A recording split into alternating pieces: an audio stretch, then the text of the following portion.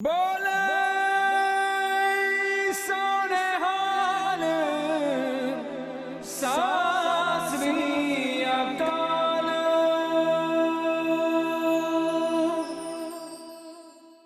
सत श्री अकाल। मनशपाल जाली हमेशा की तरह एवरी ट्यूसडे 11 ਤੋਂ 12 ऑलवेज मैं लुक फॉरवर्ड कर दिंदा कि अपने लोग इन्ने जुड़े ने प्रोग्राम के नाल बड़े सालों तो आंदा अपने हुण डॉक्टर राज जी साडे नाल कर रहे हैं तकरीबन महीना डेढ़ महीने तो काफ़ी कॉल आते हैं। मैं पहला डॉक्टर जी उन्होंने स्वागत करने तो पहला मैं नंबर रिपीट कर देना 0121 551 1001 ते तुसी कॉल करो और नंबर स्क्रीन के उपर भी हैगा।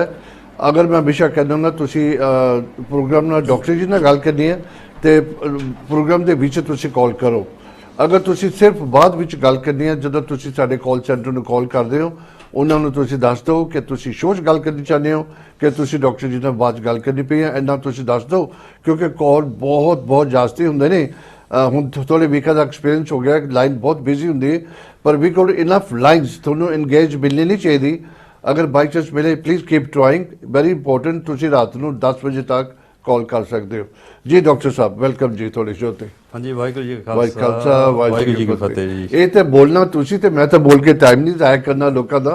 बड़ी डॉक्टर साहब अज केड़े मुद्दे ते गल कर रहे हो आज? हाँ जी अज मुद्दा है जी आर्थराइटिस। क्या बात है भाजी क्या बात है। लोग बहुत सफर कर रहे हैं तो बहुत ज़्यादा तकलीफ लोगों को बहुत ज़्यादा है। हाँ जी ये पता कि जो तुसी गल करो ना फिर हर बंदा कहता है मैंने भी हैगी मैंने भी हैगी मैंने भी हैगी है। हाँ जी आम ही है बीमारी स्पैशली जो तुहाडे बजुर्ग हो जाते हैं ना उम्र बढ़ जाती है तो खास करके ये बीमारी पैदा हो जाती है। भाजी बहुत इंपॉर्टेंट ये भी एक तरह की जिदा दी होर बीमारियां डायबिटीज हार्ट दी होई किडनी दी लिवर दी ते ये भी बड़ी बीमारी वड्डी है। सब भी इदा जिहड़े एक दूसरे के पीछे लग जाती है। असीं गल करन तो पहला एक ना किसी ने मैंने पूछा सी होमोग्लोबिन का तो उन्होंने ना लो हो जाती है। पहला तो दसो वो लो क्यों होंगी है? हाँ जी सो हीमोग्लोबिन होंगी है ये रेड ब्लड सैल जिहड़े बनते हैं खून के उन्हां विच हीमोग्लोबिन होंगी है एक प्रोटीन तो यह ऑक्सीजन नूं बाइंड करती है। ठीक है तो ऑक्सीजन बाइंड करने नूं लोड़ होंदी है आयरन की।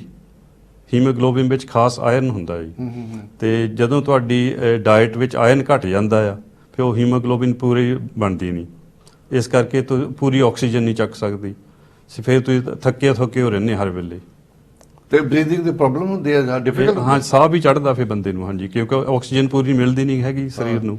ऑक्सीजन तो हर वेले हरेक सैल बॉडी ने ऑक्सीजन चाहिए है तो खून पहुँचाता हीमोग्लोबिन के राह पहुँचाता है हरेक सैल नूं।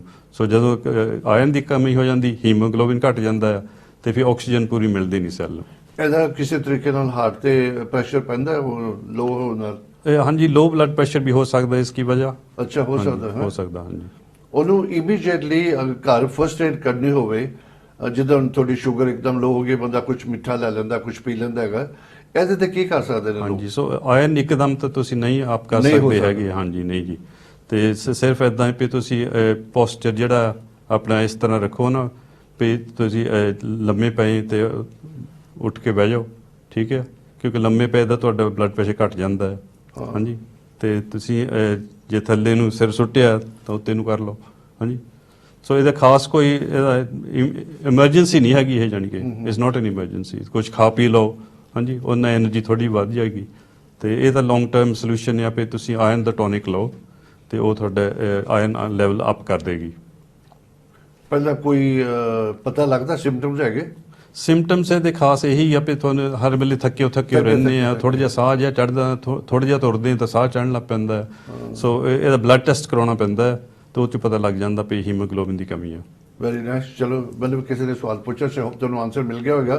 अगर तुहाडे दिमाग 'ਚ कोई होर सवाल हैगा तुसीं कॉल करके डॉक्टर साहब नूं पूछ सकते हो जी। डॉक्टर साहब ਪਹਿਲਾਂ ਹੁਣ ਤੁਸੀਂ ਆर्थराइटिस ਦੀ ਆਪਾਂ ਗੱਲ ਕਰਨੀ ਹੈ ਇਹ ਸਭ ਤੋਂ ਪਹਿਲਾਂ ਮੈਨੂੰ ਦੱਸੋ ਏਜ ਰਿਲੇਟਡ ਹੈਗੀ ਹੈ? एज रिलेटेड इस करके है भाजी क्यों कि तुहाडी सारी उम्र तुसी अपनी डाइट गलत रखते हैं। हाँ जी तो वो कोई ना कोई बीमारी तो पैदा होनी होंगी है। जो तुसी यंग उम्र होंगे हैं तुहाडी बॉडी कोप करती रहती है चलता रहता इंजन चलता रहता है। गलत खादा होवे हाँ कोप कर लेंदा हजम कर लैंदा बॉडी क्योंकि तुहाडी बॉडी विच एंजाइम जिहड़े आ वो पैदा होंदे आ मैक्सीमम पैदा होंदे उस वेले वो खुराक नूं सारी जिद्दां दी भी हैगी उहनूं हजम कर जांदे आ। जदों तुसीं 40 साल दी उम्र तो टप जांदे आ फिर तुहाडी बॉडी विच एंजाइम घटण लग पैंदे आ। ਤੇ ਉਹ ਫਿਰ ਜਿਹੜਾ ਤੁਸੀਂ ਹੋਰ ਕੋ ਪਾਉਨੇ ਆ ਜਿਹੜਾ ਨਹੀਂ ਇੰਨਾ ਹਜਮ ਕਰ ਸਕਦੇ ਹਨ ਚੀਜ਼, ਉਹ ਫਿਰ ਨੁਕਸਾਨ ਕਰਨ ਲੱਗ ਪੈਂਦੀ ਸਰੀਰ ਵਿੱਚ। ਤੇ ਜਦੋਂ ਨੁਕਸਾਨ ਕਰਦੀ ਫਿਰ ਤੁਹਾਡੀ ਜਿਹੜੇ ਜੁਆਇੰਟਸ ਉਹ ਡੈਮੇਜ ਹੋਣ ਲੱਗ ਪੈਂਦੇ ਜੀ। ਇਹ ਤੋਂ ਫਿਰ ਸ਼ੁਰੂ ਹੋ ਜਾਂਦੀ ਇਦਾਂ ਦੀ ਬਿਮਾਰੀ। ਸੋ ਬੇਸਿਕਲੀ ਆਪਾਂ ਬੰਦੇ ਨੂੰ ਨਾ, ਅਸੀਂ ਆਮ ਜਦੋਂ ਬੰਦਾ ਉੱਥੇ ਪਹੁੰਚ ਜਾਂਦਾ ਨਾ, ਫਿਰ ਉਹਦਾ ਇਲਾਜ ਅਸੀਂ ਪਹਿਲਾਂ ਬੇਸ ਨਹੀਂ ਬਣਾਉਂਦੇ ਉਹਦੀ, ਗਲਤ ਫੂਡ ਖਾ ਕੇ ਨੁਕਸਾਨ ਕਰਕੇ ਜਿਸਮ ਨੂੰ ਨੁਕਸਾਨ ਪਹੁੰਚਦਾ ਫਿਰ ਉੱਥੇ ਪਹੁੰਚ ਜਾਂਦਾ ਹੈ ਕਿ ਇੱਕਦਮ ਉਹ ਬੰਦਾ ਬਿਮਾਰੀ 'ਚ ਫਸ ਜਾਂਦਾ ਹੈ। ਹਾਂਜੀ ਹਾਂਜੀ। ਸੋ ਬਿਮਾਰੀ ਜਦੋਂ ਸ਼ੁਰੂ ਹੁੰਦੀ ਹੈ, ਇਹ ਹੌਲੀ ਹੌਲੀ ਸ਼ੁਰੂ ਹੁੰਦੀ ਆ, ਤੇ ਬੰਦਾ ਪਹਿਲਾਂ ਤਾਂ ਬੜਾ ਗੌਲਦਾ ਨਹੀਂ ਗੱਲ ਵੀ ਮੇਰਾ ਸਟਿਫਨੈਸ ਹੋ ਰਹੀ ਜੁਆਇੰਟ ਵਿੱਚ ਜਾਂ ਥੋੜਾ ਜਿਹਾ ਦਰਦ ਹੋ ਰਿਹਾ, ਉਹ ਕਹਿੰਦੇ ਚੱਲ ਕੋਈ ਨਹੀਂ ਤਾਂ ਕੀ ਹੈ, ਉੱਤੇ ਕੋਈ ਟਿਊਬ ਮੜ ਲਓ, ਮਾਲਿਸ਼ ਕਰ ਲਓ, ਸੇਕ ਦੇ ਲਓ, ਹਨਾ, ਜਾਂ ਕੋਈ ਮਾੜਾ ਮੋਟਾ ਪੇਨ ਕਿਲਰ ਖਾ ਲਓ। ਤਾਂ ਇਦਾਂ ਚੱਲਦਾ ਰਹਿੰਦਾ, ਪਰ ਅੰਦਰੋਂ ਅੰਦਰ ਬਿਮਾਰੀ ਜਿਹੜੀ ਉਹ ਵੱਧਦੀ ਰਹਿੰਦੀ, ਪ੍ਰੋਗਰੈਸਿਵ ਡਿਜ਼ੀਜ਼ ਆ, ਹਨਾ। ਤੇ ਫਿਰ ਜਦੋਂ ਤੁਸੀਂ ਜਾਂਦੇ ਆ ਜੀਪੀ ਕੋਲ, ਮੇਰੇ ਤਾਂ ਦਰਦ ਹੋਈ ਜਾਂਦਾ ਹੈ ਗੋਡੇ 'ਚ, ਤੇ ਉਹ ਫਿਰ ਤੁਹਾਨੂੰ ਪੇਨ ਕਿਲਰ ਦੇ ਦਿੰਦੇ ਆ, ਤੇ ਤੁਸੀਂ ਪੇਨ ਕਿਲਰ ਤੇ ਲੱਗ ਜਾਂਦੇ ਆ। ਉਹ ਤਾਂ ਟੈਂਪਰੇਰੀ ਇਲਾਜ ਹੋਇਆ ਨਾ, ਟੈਂਪਰੇਰੀ, ਉਹ ਤਾਂ ਤੁਹਾਨੂੰ 4 ਘੰਟੇ ਦਾ ਰਿਲੀਫ ਮਿਲਦਾ ਪੇਨ ਕਿਲਰ ਨਾਲ, ਤੇ ਕਈ ਵਾਰੀ ਉਹ ਰਿਲੀਫ ਮਿਲਦਾ ਵੀ ਨਹੀਂ ਖਾਸ। ਤੇ ਉਹ ਪੇਨ ਕਿਲਰ ਜਿਹੜਾ ਹੈ ਉਹਦੇ 'ਚ ਮੇਨਲੀ ਹੁੰਦੀ ਪੈਰਾਸੀਟਾਮੋਲ ਹੁੰਦੀ ਆ, ਜਾਂ ਕੋਕੋਡਮੋਲ ਜਿਹੜਾ ਪੈਰਾਸੀਟਾਮੋਲ ਪਲੱਸ ਕੋਡੀਨ ਕੀਤਾ ਹੁੰਦਾ ਹੈ। ਤੇ ਇਹ ਦਵਾਈਆਂ ਜਿਹੜੀਆਂ ਖੁਸ਼ਕ ਬਹੁਤ ਹੁੰਦੀਆਂ ਤੇ ਬੋਡੀ ਨੂੰ ਡਰਾਈਨੈਸ ਕਰਦੀਆਂ, ਤੇ ਨਾਲ ਇਹਨਾਂ ਦੇ ਇੱਦਾਂ ਵੀ ਕਨਸਟੀਪੇਸ਼ਨ ਹੋ ਜਾਂਦੀ ਕੋਡੀਨ ਦੇ ਕਰਕੇ। ਤੇ ਜਦੋਂ ਤੁਸੀਂ ਡਾਕਟਰ ਜਾਂਦੇ ਪਏ ਮੈਨੂੰ ਤਾਂ ਕਨਸਟੀਪੇਸ਼ਨ ਹੋ ਗਈ ਆ, ਉਹ ਫਿਰ ਤੁਹਾਨੂੰ ਕਨਸਟੀਪੇਸ਼ਨ ਲਈ ਦਵਾਈ ਦੇ ਦਿੰਦਾ। ਹਾਂਜੀ। ਸੋ ਇੱਦਾਂ ਗਾਹਾਂ ਤੇ ਗਾਹਾਂ ਦਵਾਈਆਂ ਵੱਧਦੀਆਂ ਰਹਿੰਦੀਆਂ। ਇਹ ਮੈਨੂੰ ਕਿਸੇ ਨੇ ਪੁੱਛਿਆ ਸੀ, ਉਹ ਉਹਦਾ ਪ੍ਰੋਗਰਾਮ ਦੇਖਦੇ ਹੋਣਗੇ, ਤੇ ਉਹਨਾਂ ਦਾ ਮੈਂ ਨਾਮ ਨਹੀਂ ਲੈਂਦਾ, ਅਗਰ ਤੁਸੀਂ ਗੱਲ ਕਰਨੀ ਪਲੀਜ਼ ਕਾਲ ਕਰ ਸਕਦੇ ਹੋ। ਇਹ ਨਾ ਆਈ ਥਿੰਕ 45 ਸਾਲਾਂ ਦੇ ਹੋਣਗੇ, ਸ਼ਾਇਦ 40-45 ਸਾਲ ਦੇ। ਤੇ ਇਹ ਹੁਣ ਜਿੱਦਾਂ ਮੈਂ ਤੁਹਾਨੂੰ ਪੁੱਛਦਾ ਕਿ ਕਿੱਦਾਂ ਕੋਈ ਸਿੰਪਟਮਸ ਕੀ ਹੁੰਦੇ, ਕਿੱਦਾਂ ਸ਼ੁਰੂ ਹੁੰਦੀ ਹੈ, ਉਹ ਜਦੋਂ ਉੱਠ ਕੇ ਸਵੇਰ ਥੱਲੇ ਪੌੜੇ ਤੇ ਜਾਣ ਲੱਗੇ ਨਾ, ਤੇ ਇੱਕਦਮ ਹੀ ਸਟਕ ਹੋ ਗਿਆ ਗੋਡਾ। ਉਹ ਜਿੱਦਾਂ ਨਹੀਂ ਕਿ ਹੁਣੀ ਸਟਾਰਟ ਹੋਈ ਬਿਮਾਰੀ, ਤੇ ਹੁਣ ਉਹ ਸੂਟੀ ਨਾਲ ਚੱਲਦੇ ਨੇ ਕਿ ਇੰਨਾ ਪੇਨ ਹੋ ਰਿਹਾ। ਹਾਂਜੀ ਹਾਂਜੀ, ਇਦਾਂ ਹੀ ਆ। ਸੋ ਆਸਟੀਓਆਰਥਰਾਈਟਿਸ ਜਿਹੜੀ ਹੈ ਡੀਜੈਨਰੇਟਿਵ ਡਿਜ਼ੀਜ਼ ਆ, ਤੇ ਉਹ ਹੌਲੀ ਹੌਲੀ ਜਿਹੜਾ ਇਹ ਤੁਹਾਡੀ ਦੋ ਹੱਡੀਆਂ ਜਿੱਥੇ ਮੀਟ ਕਰਦੀਆਂ, ਜਿੱਦਾਂ ਗੋਡੇ 'ਚ ਆ ਨਾ, ਲੱਤ ਦੀਆਂ ਹੱਡੀਆਂ, ਉਹਦੇ ਵਿਚਾਲੇ ਇੱਕ ਟਿਸ਼ੂ ਹੁੰਦੀ ਹੈ, ਕਾਰਟਿਲੇਜ ਕਹਿੰਦੇ ਉਹਨੂੰ, ਤੇ ਉਹ ਸੌਫਟ ਕਾਰਟਿਲੇਜ ਹੁੰਦੀ ਆ, ਤੇ ਉਹ ਦੋਨਾਂ ਹੱਡੀਆਂ ਨੂੰ ਇੱਕ ਦੂਜੇ ਦੇ ਨਾਲ ਨਹੀਂ ਲੱਗਣ ਦਿੰਦੀ, ਕੁਸ਼ਨ ਹੁੰਦਾ ਜਾਨੀ ਕਿ। ਤੇ ਜਦੋਂ ਆਸਟੀਓਆਰਥਰਾਈਟਿਸ ਹੋ ਜਾਂਦਾ, ਉਹ ਜਿਹੜਾ ਕੁਸ਼ਨ ਆ ਕਾਰਟਿਲੇਜ ਘਸਦੀ ਰਹਿੰਦੀ ਆ, ਤੇ ਉਹ ਇੱਕਦਮ ਇੰਨੀ ਬਰੀਕ ਹੋ ਜਾਂਦੀ ਜਾਂ ਕੰਪਲੀਟਲੀ ਡੈਡ ਹੋ ਜਾਂਦੀ ਹੈ ਨਾ, ਫਿਰ ਉਹ ਹੱਡੀਆਂ ਜਿਹੜੀਆਂ ਉਹ ਇੱਕ ਦੂਜੇ ਦੇ ਨਾਲ ਲੱਗਣ ਲੱਗ ਪੈਂਦੀਆਂ। ਹੱਡੀ ਨਾਲ ਹੱਡੀ ਲੱਗਦੀ, ਹਾਂ, ਹੱਡੀ ਨਾਲ ਹੱਡੀ ਲੱਗਦੀ ਆ। ਉਸ ਵੇਲੇ ਫਿਰ ਪੇਨ ਬਹੁਤ ਹੁੰਦਾ ਹੈ। ਹਾਂਜੀ। ਤੇ ਤੁਸੀਂ ਜਦੋਂ ਤੁਰਦੇ ਹੋ ਉਹਦੇ ਵਿੱਚ ਗਰੜ ਜਿਹਾ ਆਵਾਜ਼ ਆਉਂਦੀ ਵਿੱਚੋਂ ਕਈ ਵਾਰੀ। ਡਾਕਟਰ ਸਾਹਿਬ ਤੁਸੀਂ ਸੁਜੈਸਟ ਕਰਦੇ ਹੋ ਆਪਰੇਸ਼ਨ ਦਾ ਕਿ ਕੋਈ ਉਹਦਾ ਇਲਾਜ ਹੋ ਸਕਦਾ? ਇਲਾਜ ਹੋ ਸਕਦਾ ਹੈ, ਸਭ ਕੁਝ ਚੇਂਜ ਕਰਨਾ ਪੈਂਦਾ ਜੀ, ਲਾਈਫ ਸਟਾਈਲ ਚੇਂਜ ਕਰਨਾ ਪੈਂਦਾ, ਡਾਈਟ ਚੇਂਜ ਕਰਨੀ ਪੈਂਦੀ ਹੈ, ਸਪਲੀਮੈਂਟ ਵੀ ਕੁਝ ਦੇਈਦੇ ਆ, ਤੇ ਨਾਲ ਤੁਹਾਨੂੰ ਹੋਮਿਓਪੈਥਿਕ ਦਵਾਈ ਦੇਈਦੀ ਆ। ਅੱਛਾ, ਹੋਮਿਓਪੈਥਿਕ ਦਵਾਈ ਦੇ ਨਾਲ ਫਰਕ ਪੈ ਸਕਦਾ ਹੈ? ਪੈਂਦਾ ਜੀ, ਪੈਂਦਾ। ਹਾਂਜੀ, ਬਹੁਤ ਫਰਕ ਪੈ ਜਾਂਦਾ ਹੈ। ਤੇ ਜਿੱਥੇ ਲੋਕੀ ਬਿਲਕੁਲ ਤੰਗ ਆ, ਤੁਰੇ ਨਹੀਂ ਸਕਦੇ ਹੈਗੇ, ਉਹਨਾਂ ਦਾ ਥੋੜ੍ਹਾ ਜਿਹਾ ਰਿਲੀਫ ਮਿਲਣ ਲੱਗ ਪੈਂਦਾ, ਉਹ ਥੋੜ੍ਹਾ ਜਿਹਾ ਆਪਣਾ ਜ਼ਿੰਦਗੀ ਸੋਹਣੀ ਵਿੱਚ ਨਿਭਾ ਸਕਦੇ। ਇਹ ਬਿਮਾਰੀ ਜ਼ਿਆਦਾ ਜੋੜਾਂ ਨੂੰ ਪੈਂਦੀ ਹੈ? ਬਿਲਕੁਲ ਜੋੜਾਂ ਨੂੰ ਪੈਂਦੀ ਆ, ਤੇ ਇਹ ਮੇਨਲੀ ਹੈਗੀ ਜਿਹੜੇ ਲਾਰਜ ਜੁਆਇੰਟਸ, ਜਿੱਦਾਂ ਗੋਡੇ ਹੋਏ ਜਾਂ ਹਿਪ ਜੁਆਇੰਟ ਹੋਇਆ, ਉੱਥੋਂ ਸ਼ੁਰੂ ਹੁੰਦੀ ਆ, ਤੇ ਹੋਰਨਾਂ ਜੋੜਾਂ ਵਿੱਚ ਵੀ ਜਾ ਸਕਦੀ ਆ। ਤੇ ਇਹਦੇ ਮੇਨ ਸਿੰਪਟਮ ਇਹ ਹੁੰਦੇ ਵੀ ਪਹਿਲਾਂ ਸੋਜ ਪੈਂਦੀ ਆ, ਤੇ ਸਟਿਫਨੈਸ ਹੋ ਜਾਂਦੀ ਆ, ਜਾਣੀ ਕਿ ਆਕੜ ਜਾਂਦੇ ਆ ਜੋੜ ਜਿਹੜੇ ਆ, ਤੇ ਉਹ ਫਿਰ ਫਲੈਕਸੀਬਿਲਿਟੀ ਘਟ ਜਾਂਦੀ ਹੈ, ਫਿਰ ਤੁਸੀਂ ਪੂਰੀ ਤਰ੍ਹਾਂ ਮੋੜ ਨਹੀਂ ਸਕਦੇ ਉਸ ਜੋੜ ਨੂੰ। ਤੇ ਬਹੁਤ ਅੱਛੇ, ਪਲੀਜ਼ ਤੁਸੀਂ ਕਾਲ ਕਰੋ ਅਗਰ ਤੁਸੀਂ ਪੁੱਛਣਾ ਚਾਹੁੰਦੇ ਹੋ। ਮੈਂ ਤੁਹਾਡੇ ਬਿਹਾਫ ਤੋਂ ਸਵਾਲ ਪੁੱਛੀ ਜਾਂਦਾ, ਪਰ ਬੈਸਟ ਹੋਗਾ ਕਿ ਤੁਸੀਂ ਕਾਲ ਕਰਕੇ ਆਪ ਸਵਾਲ ਪੁੱਛੋ। ਡਾਕਟਰ ਸਾਹਿਬ ਇਹਦੇ ਤਾਂ ਨਾ ਇਹ ਕਾਫੀ ਸੀਰੀਅਸ ਹੈ, ਕਿਉਂਕਿ ਸੀਰੀਅਸ ਇਨ ਦ ਸੈਂਸ ਜਦੋਂ ਕਈ ਲੋਕਾਂ ਦੇ ਹੱਥ ਡਿਸਫਿਗਰ ਹੋ ਜਾਂਦੇ ਨੇ।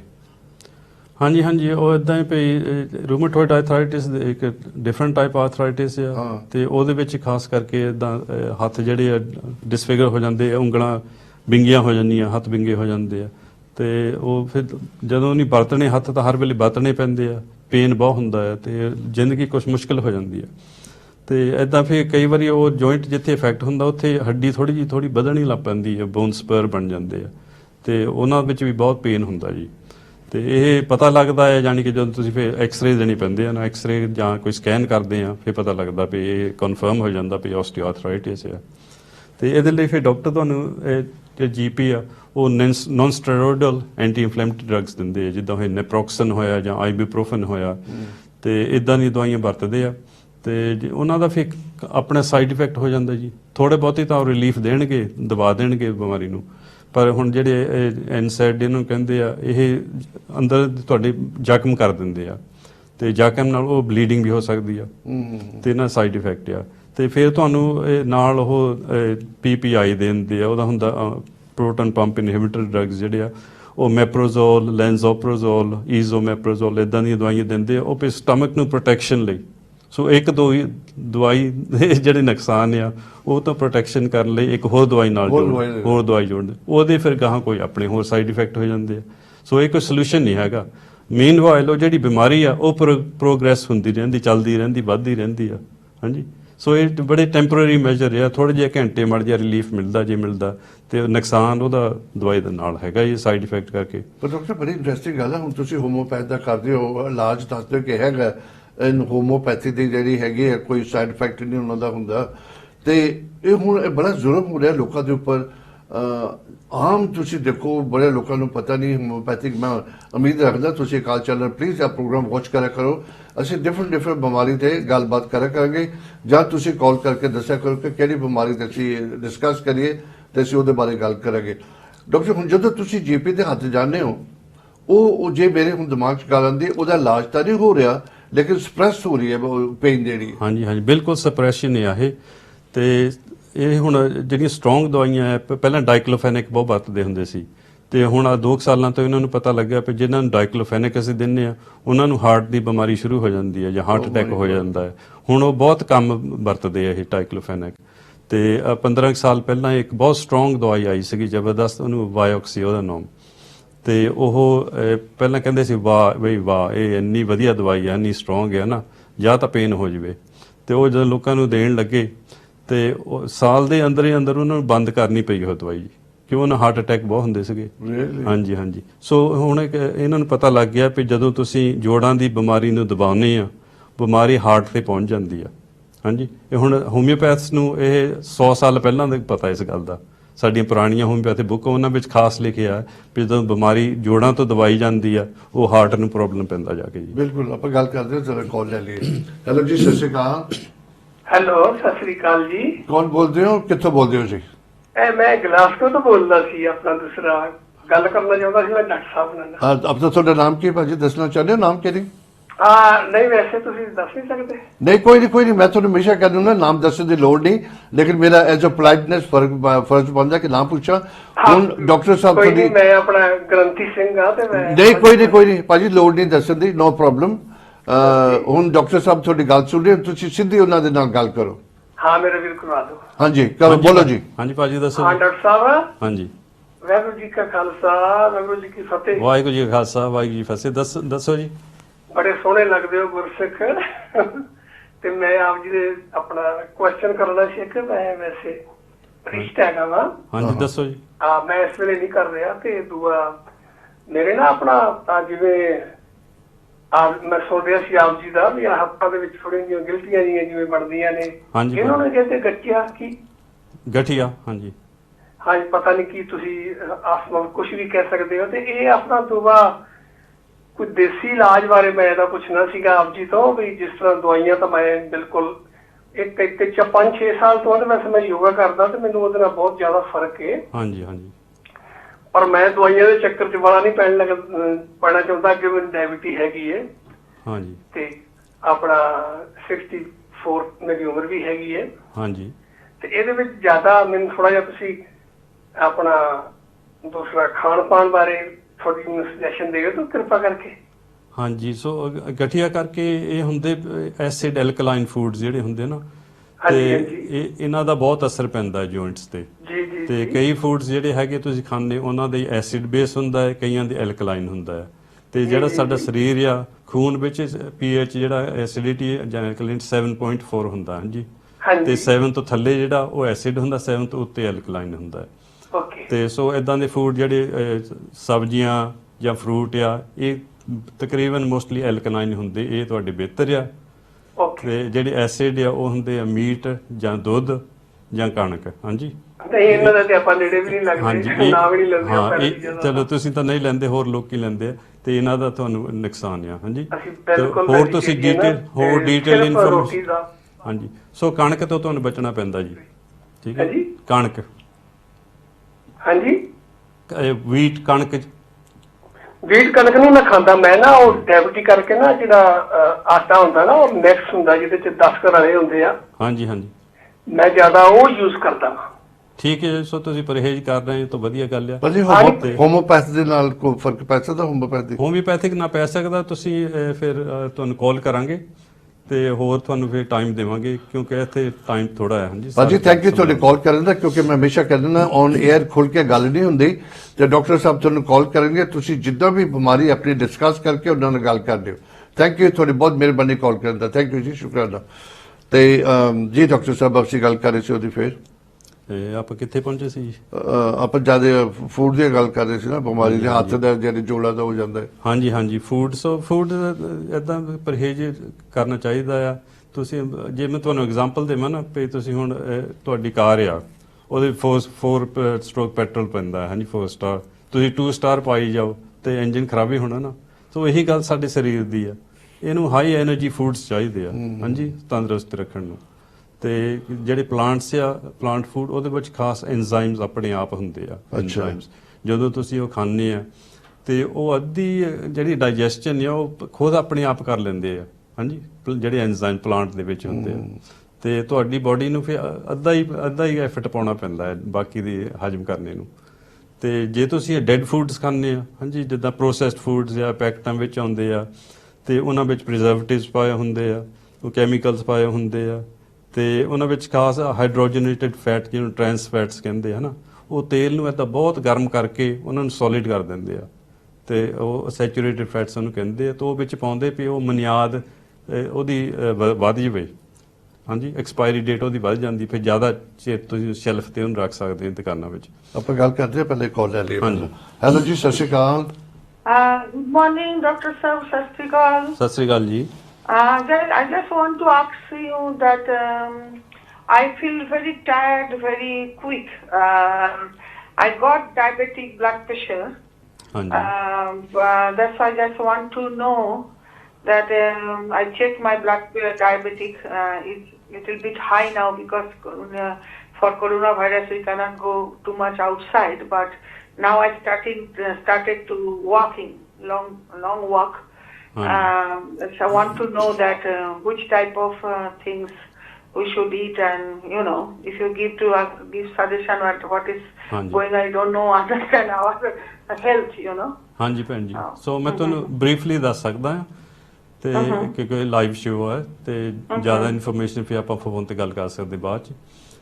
ਤੇ ਤੁਸੀਂ ਇਦਾਂ ਵੀ ਤੁਹਾਨੂੰ ਡਾਇਬੀਟਿਸ ਕਰਕੇ ਨਾ ਥਕਾਵਟ ਰਹਿੰਦੀ ਆ ਕਿਉਂਕਿ ਤੁਹਾਡੀ ਸ਼ੂਗਰ ਜਿਹੜੀ ਕੰਪਲੀਟਲੀ ਕੰਟਰੋਲ ਵਿੱਚ ਨਹੀਂ ਹੈਗੀ ਹਾਂਜੀ। ਸੋ ਇਹਦੀ ਕੁਝ ਡਾਈਟ ਐਡਜਸਟ ਕਰਨੀ ਪਏਗੀ। ਪਰ ਤੁਸੀਂ ਜਿਹੜੇ ਵਾਕ ਕਰਦੇ ਹੋ ਬਹੁਤ ਵਧੀਆ, ਤੁਹਾਨੂੰ ਐਕਸਰਸਾਈਜ਼ ਵੀ ਚਾਹੀਦੀ ਹੈ, ਫਰੈਸ਼ ਏਅਰ ਵੀ ਚਾਹੀਦਾ ਕਿਉਂਕਿ ਜਿਹੜੀ ਫਿਰ ਐਕਸਰਸਾਈਜ਼ ਸ਼ੂਗਰ ਹੁੰਦੀ ਤੁਹਾਡੇ ਬਲੱਡ ਸਟ੍ਰੀਮ ਵਿੱਚ ਉਹ ਐਕਸਰਸਾਈਜ਼ ਦੇ ਨਾਲ ਸੜ ਜਾਂਦੀ ਹੈ। ਠੀਕ ਹੈ।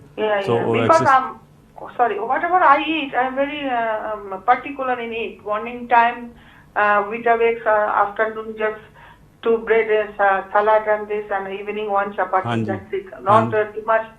I don't eat, but when you have a diabetic, so if I get any information, even homeopathic or whatever, yeah. ਹਾਂਜੀ, ਤੁਸੀਂ ਕਿਹੜੇ ਟੈਬਲੇਟ ਖਾਣੇ ਡਾਇਬੀਟਿਸ ਵਾਸਤੇ ਜੀ? I take metformin and morning time losartan, evening atorvastatin. That's it. Yeah. ਹਾਂਜੀ ਸੋ ਤੁਸੀਂ regular check ਕਰਿਆ ਕਰੋ ਆਪਣੀ ਸ਼ੂਗਰ ਤੇ ਰੈਗੂਲਰ ਚੈੱਕ ਕਰਿਆ ਬਲੱਡ ਪ੍ਰੈਸ਼ਰ ਕਿਉਂਕਿ ਕਿਸੇ ਵੇਲੇ ਹਾਂਜੀ ਜ਼ਿਆਦਾ ਹੋ ਜਾਂਦੇ ਫਿਰ ਤੁਹਾਨੂੰ ਨੁਕਸਾਨ ਪਹੁੰਚੇਗਾ। ਜੀ ਥੈਂਕ ਯੂ ਕਾਲ ਕਰਨ ਦਾ। ਤੁਸੀਂ ਮੈਂ ਦੱਸਿਆ ਸ਼ੋਅ ਤੇ ਓਪਨਲੀ ਡਿਸਕਸ ਨਹੀਂ ਹੁੰਦਾ, ਬਾਅਦ ਤੁਸੀਂ 1 to 1 ਗੱਲ ਕਰ ਸਕਦੇ ਹੋ। Thank you for calling, keep watching the show please. ਅਸੀਂ ਇਹਦੇ ਬਾਰੇ ਵੀ ਗੱਲ ਕਰਾਂਗੇ। ਡਾਕਟਰ ਸਾਹਿਬ, ਜਦੋਂ ਹੁਣ ਇੱਦਾਂ ਦੀ ਕੋਈ ਵੀ ਆਪਾਂ ਵਾਪਸ ਗੱਲ ਕਰਨੀ ਹੈ, ਅੱਜ ਆਪਾਂ ਉਹ ਇੰਪੋਰਟੈਂਟ ਸਬਜੈਕਟ ਤੇ ਟਾਕ ਕਰ ਰਹੇ ਹਾਂ, ਮੈਂ ਥੋੜਾ ਜਿਹਾ ਇਹਨੂੰ ਫਿਨਿਸ਼ ਕਰਨਾ ਚਾਹੁੰਦਾ। ਇਹ ਜਦੋਂ ਇੱਦਾਂ ਦੀ ਕੋਈ ਬਿਮਾਰੀ ਹੁੰਦੀ ਹੈ ਜਿੱਦਾਂ ਹੁਣ ਇਮੀਡੀਏਟਲੀ ਤਾਂ ਤੁਸੀਂ ਡਾਈਟ ਨੂੰ ਚੇਂਜ ਕਰਕੇ ਫਰਕ ਨਹੀਂ ਪੈਂਦਾ, ਪਰ ਕੁਝ ਹੋਮਿਓਪੈਥਿਕ ਦਵਾ ਖਾ ਕੇ ਫਰਕ ਪੈ ਸਕਦਾ? ਹਾਂਜੀ ਹੋਮਿਓਪੈਥਿਕ ਤੁਹਾਨੂੰ ਰਿਲੀਫ ਦੇਗੀ ਤੁਹਾਡੇ ਸਿੰਪਟਮ, ਜਿੱਦਾਂ ਸਟਿਫਨੈਸ ਜ਼ਿਆਦਾ ਰਹਿੰਦੀ, ਪੇਨ ਜ਼ਿਆਦਾ ਰਹਿੰਦਾ ਹੈ ਤੇ ਉਹਨੂੰ ਕੰਮ ਕਰੇਗੀ। ਤੇ ਨਾਲ ਤੁਸੀਂ ਫਿਰ ਜੇ ਡਾਈਟ ਜੋੜੋਗੇ ਫਿਰ ਨਾਲ diet ਦਾ ਕਰੋ, ਡਾਈਟ ਹਾਂ। ਜੋੜੋ, ਉਹ ਜ਼ਰੂਰੀ ਹੈ ਜੇ ਤੁਸੀਂ ਚਾਹੁੰਦੇ ਵੀ ਰਿਵਰਸ ਥੋੜਾ ਜਿਹਾ ਕੰਮ ਕਰਨਾ ਹੈ ਨਾ। ਹਾਂ। ਵੀ ਪਿਛੇ ਨਾਲ ਨੂੰ ਬਿਮਾਰੀ ਨੂੰ ਜਾਣਾ ਹੈ ਨਾ, ਵੀ ਨਾ ਵਧੇ ਹੋਰ। ਰੁਕ ਤਾਂ ਉੱਥੇ ਜ਼ਰੂਰ ਜਾਏਗੀ, ਹਾਂਜੀ, ਜੇ ਤੁਸੀਂ ਆਪਣਾ ਲਾਈਫ ਸਟਾਈਲ ਬਦਲਦੇ, ਡਾਈਟ ਬਦਲਦੇ ਤੇ ਹੋਮਿਓਪੈਥਿਕ ਦਵਾਈ ਲੈਂਦੇ, ਉੱਥੇ ਰੁਕਦੀ, ਉੱਥੇ ਦੀ ਉੱਥੇ ਰੁਕ ਜਾਏਗੀ, ਵਧੇਗੀ ਨਹੀਂ। ਪਰ ਇਦਾਂ ਵੀ ਦਵਾਈ ਨਾਲ ਰਿਵਰਸ ਵੀ ਹੋ ਸਕਦੀ ਆ। ਹਾਂਜੀ, ਬਿਲਕੁਲ ਬਹੁਤ ਇੰਪੋਰਟੈਂਟ ਹੈ। ਹੋਪ ਤੁਹਾਨੂੰ ਸਮਝ ਪੈ ਗਈ ਹੋਗੀ, ਕਿਉਂਕਿ ਕਿ ਡਾਈਟ ਬੜੀ ਅੱਛੀ ਗੱਲ ਹੈਗੀ ਹੈ। ਇਹ ਸਾਰੀ ਬਿਮਾਰੀਆਂ ਦਾ ਇੱਕ ਤਰ੍ਹਾਂ ਦਾ ਇਲਾਜ ਹੈਗਾ, ਪਰ ਜ਼ਰੂਰੀ ਨਹੀਂ ਕਿ ਹਰ ਨੂੰ ਇਮੀਡੀਏਟਲੀ ਫਰਕ ਪੈ ਜਾਏ ਡਾਈਟ ਦੇ ਨਾਲ। ਟਾਈਮ ਲੱਗਦਾ ਥੋੜਾ। ਹਾਂ, ਟਾਈਮ ਤਾਂ ਲੱਗੇਗਾ। ਹਾਂਜੀ, ਹਾਂਜੀ ਡਾਕਟਰ ਸਾਹਿਬ, ਤੁਸੀਂ ਗੱਲ ਕਰ ਰਹੇ ਸੀ ਫਿਰ ਉਹਦੀ। ਰਾਈਟ। ਸੋ ਅਸੀਂ ਕਹਿ ਰਹੇ ਸੀ ਵੀ ਟ੍ਰਾਂਸ ਫੈਟਸ ਜਿਹੜੇ ਆ ਤੇ ਉਹ ਤੁਹਾਨੂੰ ਬੋਡੀ ਨੂੰ ਬਹੁਤ ਨੁਕਸਾਨ ਪਹੁੰਚਾਉਂਦੇ ਆ। ਹਾਂਜੀ, ਤੇ ਇੱਕ ਹੈਗਾ ਪਾਮ ਆਇਲ। ਹੁਣ ਆਮ ਪਾਮ ਆਇਲ ਤੁਸੀਂ ਬਿਸਕਿਟ ਕੋਈ ਖਾਂਦੇ ਆ, ਕੇਕ ਖਾਂਦੇ ਆ, ਈਵਨ ਬ੍ਰੈਡ ਵਿੱਚ ਵੀ ਪਾਮ ਆਇਲ ਅੱਜ ਕੱਲ੍ਹ ਪਾਉਂਦੇ ਆ। ਤੇ ਇਹ ਪਾਮ ਆਇਲ ਜਿਹੜਾ ਇਹ ਬਹੁਤ ਸਸਤਾ ਘਟੀਆ ਆਇਲ ਆ, ਤੇ ਇਹ ਰੂਮ ਟੈਂਪਰੇਚਰ ਵਿੱਚ ਸੋਲਿਡ ਹੁੰਦਾ ਜੀ। Really? ਸੋਲਿਡ ਹੁੰਦਾ ਹੈ। ਤੁਸੀਂ ਆਪੇ ਇਮੇਜਿਨ ਕਰੋ ਤੁਹਾਡੀ ਬੋਡੀ ਵਿੱਚ ਜਾਂਦਾ ਹੈ ਤੇ ਕੀ ਕਰਦਾ ਹੋਊਗਾ। ਇਹ ਖਾਸ ਕਰਕੇ ਤੁਹਾਡੀਆਂ ਨਾੜੀਆਂ ਵਿੱਚ ਜੰਮਦਾ ਜਾ ਕੇ। ਹਾਂਜੀ, ਜਿਹੜੇ ਕਹਿੰਦੇ ਵੀ ਕੋਲੇਸਟ੍ਰੋਲ ਜੰਮਦਾ ਹੈ ਨਾ, ਕੋਲੇਸਟ੍ਰੋਲ ਤੁਹਾਨੂੰ ਖਰਾਬ ਕਰਦਾ, ਉਹ ਗੱਲ ਨਹੀਂ ਹੈਗੀ। ਐਕਚੁਅਲੀ ਜਿਹੜੇ ਪਾਮ ਆਇਲ ਜਾਂ ਹਾਈਡਰੋਜਨੇਟਡ ਫੈਟਸ ਆ ਨਾ, ਟ੍ਰਾਂਸ ਫੈਟਸ, ਇਹ ਜ਼ਿਆਦਾ ਕੰਮ ਖਰਾਬ ਕਰਦੇ ਜੀ ਨਾੜੀਆਂ ਦਾ। ਸੋ ਇਹਨਾਂ ਤੋਂ ਬਿਲਕੁਲ ਬਚਣਾ ਚਾਹੀਦਾ। ਤੇ ਬਾਕੀ ਵੈਜੀਟੇਬਲ ਆਇਲ ਜਿਹੜੇ ਆ ਉਹ ਵੀ ਬਹੁਤ ਖਰਾਬ ਹੈ ਜੀ। ਵੈਜੀਟੇਬਲ ਆਇਲ, ਹਾਂਜੀ, ਉਹ ਵੀ ਘਟੀਆ, ਉਹ ਨਹੀਂ ਵਰਤਣੇ ਚਾਹੀਦੇ। ਤੇ ਜੋ ਆਰਟੀਫੀਸ਼ੀਅਲ ਸਵੀਟਨਰਸ ਕਈ ਲੋਕੀ ਵਰਤਦੇ ਆ, ਉਹ ਕਹਿੰਦੇ ਚਲੋ ਸ਼ੂਗਰ ਤਾਂ ਨਾ ਖਾਣੇ ਆ, ਨੁਕਸਾਨ ਕਰਦੀ, ਤੇ ਵਿੱਚ ਸੈਕਰੀਨ ਪਾ ਲਓ, ਹੈ ਨਾ, ਐਸਪਾਰਟੇਮ ਪਾ ਲਓ। ਕਈ ਫੂਡਸ ਵਿੱਚ ਵੀ ਉਹਨੇ ਆਲਰੇਡੀ ਐਡ ਕੀਤੇ ਹੁੰਦੇ ਆ ਆਰਟੀਫੀਸ਼ੀਅਲ ਸਵੀਟਨਰਸ। ਇਹ ਬੜੇ ਖਤਰਨਾਕ ਕੈਮੀਕਲ ਆ ਜੀ। Really? ਹਾਂ, ਬਹੁਤ ਜ਼ਿਆਦਾ ਖਤਰਨਾਕ ਕੈਮੀਕਲ ਆ ਇਹ। ਸ਼ੂਗਰ ਨਾਲੋਂ ਵੀ ਜ਼ਿਆਦਾ ਨੁਕਸਾਨ ਸਰੀਰ ਵਿੱਚ ਕਰਦੇ ਜਾ ਕੇ। ਸੋ ਇਹ ਬਿਲਕੁਲ ਨਹੀਂ ਲੈਣੇ ਚਾਹੀਦੇ। ਪਰ ਡਾਕਟਰ ਸਾਹਿਬ, ਮੈਂ ਫਿਰ ਨਾ ਆਨੈਸਟਲੀ ਹੁਣ ਬੜੀ ਦੁਨੀਆ ਦੇਖਦੀ ਕਲਚਰਲ, ਆਮ ਗਲੈਡ ਜਿੰਨੇ ਵੀ ਜੁੜੋਗੇ ਤੁਹਾਡਾ ਫਾਇਦਾ ਹੁੰਦਾ ਹੈ। ਲੋਕਾਂ ਨੇ ਨਾ ਬੜਾ ਇੱਕ ਆਪਸ਼ਨ ਲੱਭਿਆ ਹੋਇਆ, ਪਤਾ ਨਹੀਂ ਕਿਉਂ ਉਹਨਾਂ ਦੇ ਦਿਮਾਗ 'ਚ ਹੈ, ਮੈਂ ਆਪਣਾ ਸਵੀਟਨਰ ਪਾਣਾ ਤੇ ਮੈਨੂੰ ਕੋਈ ਰਿਸਕ ਨਹੀਂ ਹੈਗਾ, ਮੈਂ ਸੇਫ ਹੈਗਾ। ਕਿੱਦਾਂ ਸਵੀਟਨਰ ਪਾ ਕੇ Sweetener, ਹਾਂਜੀ। ਆਪਸ਼ਨ ਸ਼ੂਗਰ ਨਹੀਂ ਲੈਣੀ, ਉਹਦੇ ਨਾਲ ਸਵੀਟਨਰ ਪਾ ਲੈਂਦੇ ਨੇ। ਹਾਂਜੀ, ਹਾਂਜੀ। ਤੇ ਉਹਨਾਂ ਦੇ ਮਨ 'ਚ ਹੈਗਾ ਕਿ ਮੈਂ ਬਹੁਤ ਸੇਫ ਕਰ ਰਿਹਾ, ਮੈਨੂੰ ਕੋਈ ਫਰਕ ਨਹੀਂ, ਉਹਦਾ ਕੋਈ ਨੁਕਸਾਨ ਨਹੀਂ ਹੈਗਾ। ਹਾਂਜੀ, ਹਾਂਜੀ, ਇਹੀ ਹੈ। ਤੁਹਾਨੂੰ ਫੋਲਸ ਇੰਪ੍ਰੈਸ਼ਨ ਮਿਲ ਜਾਂਦਾ ਵੀ ਉਹ ਠੀਕ ਆ, ਪਰ ਹੈਗਾ ਉਹ ਵੀ ਗਲਤ ਹੈ ਭਾਜੀ, ਬਹੁਤ ਗਲਤ ਆ। ਇੱਕ ਮੈਂ ਤੁਹਾਨੂੰ ਹੋਰ ਐਗਜ਼ਾਮਪਲ ਦੇ ਦਿੰਦਾ। ਹੁਣ ਉਹ ਮੈਂ ਲਾਸਟ ਸ਼ੋਅ ਵਿੱਚ ਗੱਲ ਕਰਨੀ ਸੀ, ਕਾਫੀ ਕਰਨੀ ਸੀ, ਕਰਕੇ ਉਹ ਬਹੁਤ ਵੱਡਾ ਮੁੱਦਾ ਸੀ ਉਸ ਵੇਲੇ। ਤੇ ਇੱਕ ਜਿਹੜੇ ਆਪਾਂ ਫਰਾਈਂਗ ਪੈਨ ਵਰਤਦੇ ਹਾਂ ਨਾ, ਤੇ ਕਈ ਨੌਨ ਸਟਿਕ ਹੁੰਦੇ ਆ, ਬਿਲਕੁਲ, ਉਹਨਾਂ ਦੇ ਵਿੱਚ ਉਹ ਕਾਲੀ ਜਿਹੀ ਝਾਲ ਫੇਰੀ ਹੁੰਦੀ ਆ, ਤੇ ਉਹ ਜਿਹੜੀ ਆ PTFE ਕਹਿੰਦੇ ਉਹਨੂੰ, ਉਹ ਬਹੁਤ ਹੀ ਖਤਰਨਾਕ ਕੈਮੀਕਲ ਆ। ਤੇ ਤੁਸੀਂ ਉਹ ਜਦੋਂ ਵਰਤਦੇ ਹੌਲੀ ਹੌਲੀ ਉਹ ਘਸਦਾ ਰਹਿੰਦਾ, ਥੋੜੇ ਬਰੀਕ ਪਾਰਟੀਕਲ ਉਹਦੇ ਤੁਹਾਡੇ ਅੰਦਰ ਜਾਂਦੇ ਰਹਿੰਦੇ ਆ, ਤੇ ਉਹਦੇ ਨਾਲ ਬਹੁਤ ਸਿਹਤ ਖਰਾਬ ਕਰਦੀ ਆ। ਜਿਸ ਫੈਕਟਰੀ ਵਿੱਚ ਉਹ ਬਣਦੇ ਸੀ ਇਹ, ਉੱਥੇ ਕੇਸ ਹੋਏ ਆ ਵਰਕਰਾਂ ਦੇ, ਜਿਹੜੇ ਲੋਕੀ ਉੱਥੇ ਕੰਮ ਕਰਦੇ ਸੀ ਫੈਕਟਰੀ ਵਿੱਚ, ਉਹ ਬਹੁਤ ਜ਼ਿਆਦਾ ਬਿਮਾਰ ਹੋ ਗਏ ਆ। ਤੇ ਉਹਨੇ ਕੇਸ ਕੀਤਾ ਫੈਕਟਰੀ ਤੇ, ਉਹਨਾਂ ਨੂੰ ਕੰਪਨਸੇਸ਼ਨ ਮਿਲੀ। ਸੋ ਤੁਸੀਂ ਆਪੇ ਸੋਚ ਲਓ ਕਿ ਕਿੰਨੀ ਉਹ ਭਿਆਨਕ ਚੀਜ਼ ਆ, ਖਤਰਨਾਕ ਚੀਜ਼ ਆ। ਪਰ ਡਾਕਟਰ ਬੜੀ ਇੰਪੋਰਟੈਂਟ ਗੱਲ ਹੈ, ਟਾਈਮ ਬੜੀ ਫਾਸਟ ਚੱਲ ਰਿਹਾ, ਅਸੀਂ ਬ੍ਰੇਕ ਲੈਣੇ ਤੇ ਫਿਰ ਅਸੀਂ ਜਾਰੀ ਰੱਖਾਂਗੇ।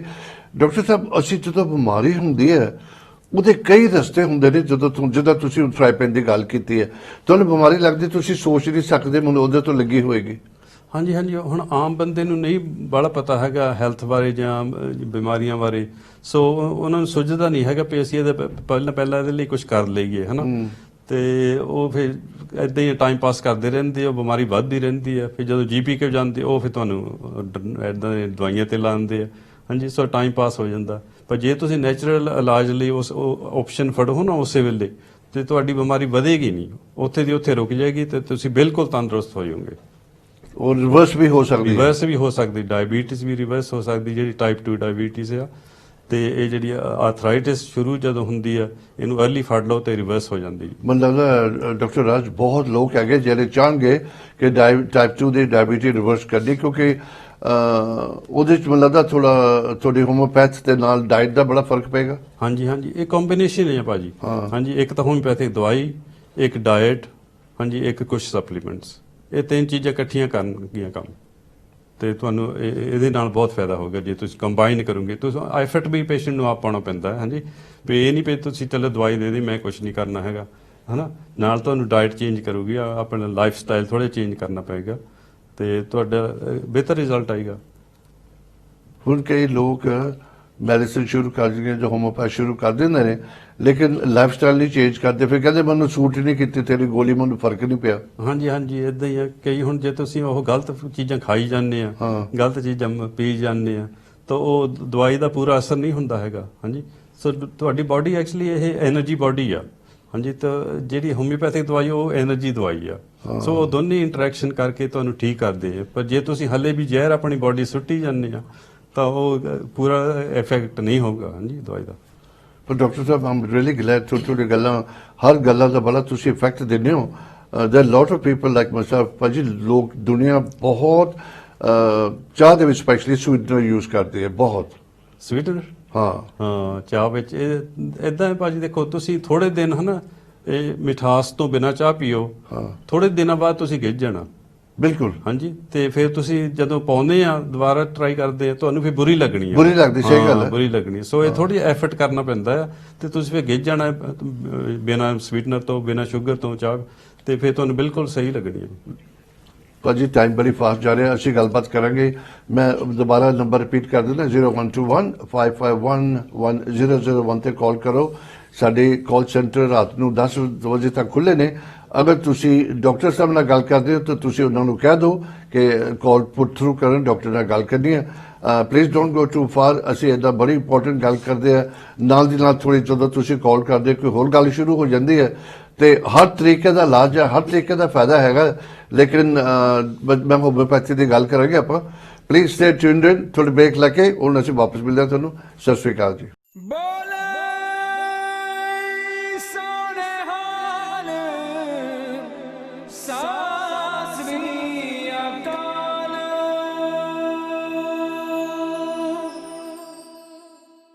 ਕਮ back in the second part. ਅਗਰ ਤੁਸੀਂ ਹੁਣੇ ਦੇਖਣਾ ਸ਼ੁਰੂ ਕੀਤਾ, ਡਾਕਟਰ ਰਾਜਜੀਤ ਸਾਡੇ ਨਾਲ ਅੱਜ ਹਰ ਦਫਾ ਡਿਫਰੈਂਟ ਬਿਮਾਰੀ ਦੀ ਗੱਲ ਕਰਾਂਗੇ ਤੇ ਅੱਜ ਵੀ ਅਸੀਂ ਗੱਲ ਕਰ ਰਹੇ ਹਾਂ। ਕਿਸੇ ਤਰ੍ਹਾਂ ਦਾ ਤੁਸੀਂ ਗੱਲ ਕਰਨੀ ਹੈ ਪਲੀਜ਼ ਕਾਲ ਕਰ ਸਕਦੇ ਹੋ। ਜ਼ਰੂਰੀ ਨਹੀਂ ਕਿ ਜਿਹੜੀ ਬਿਮਾਰੀ ਦੀ ਅਸੀਂ ਗੱਲ ਕਰਦੇ ਹਾਂ ਤੁਸੀਂ ਉਹਦੇ ਬਾਰੇ ਗੱਲ ਕਰਨੀ ਹੈ। ਕਿਸੇ ਵੀ ਤਰ੍ਹਾਂ ਦੀ ਤੁਸੀਂ ਬਿਮਾਰੀ ਦੀ ਗੱਲ ਕਰਨੀ ਹੈ ਤੁਸੀਂ ਕਾਲ ਕਰ ਸਕਦੇ ਹੋ। Number is on the screen.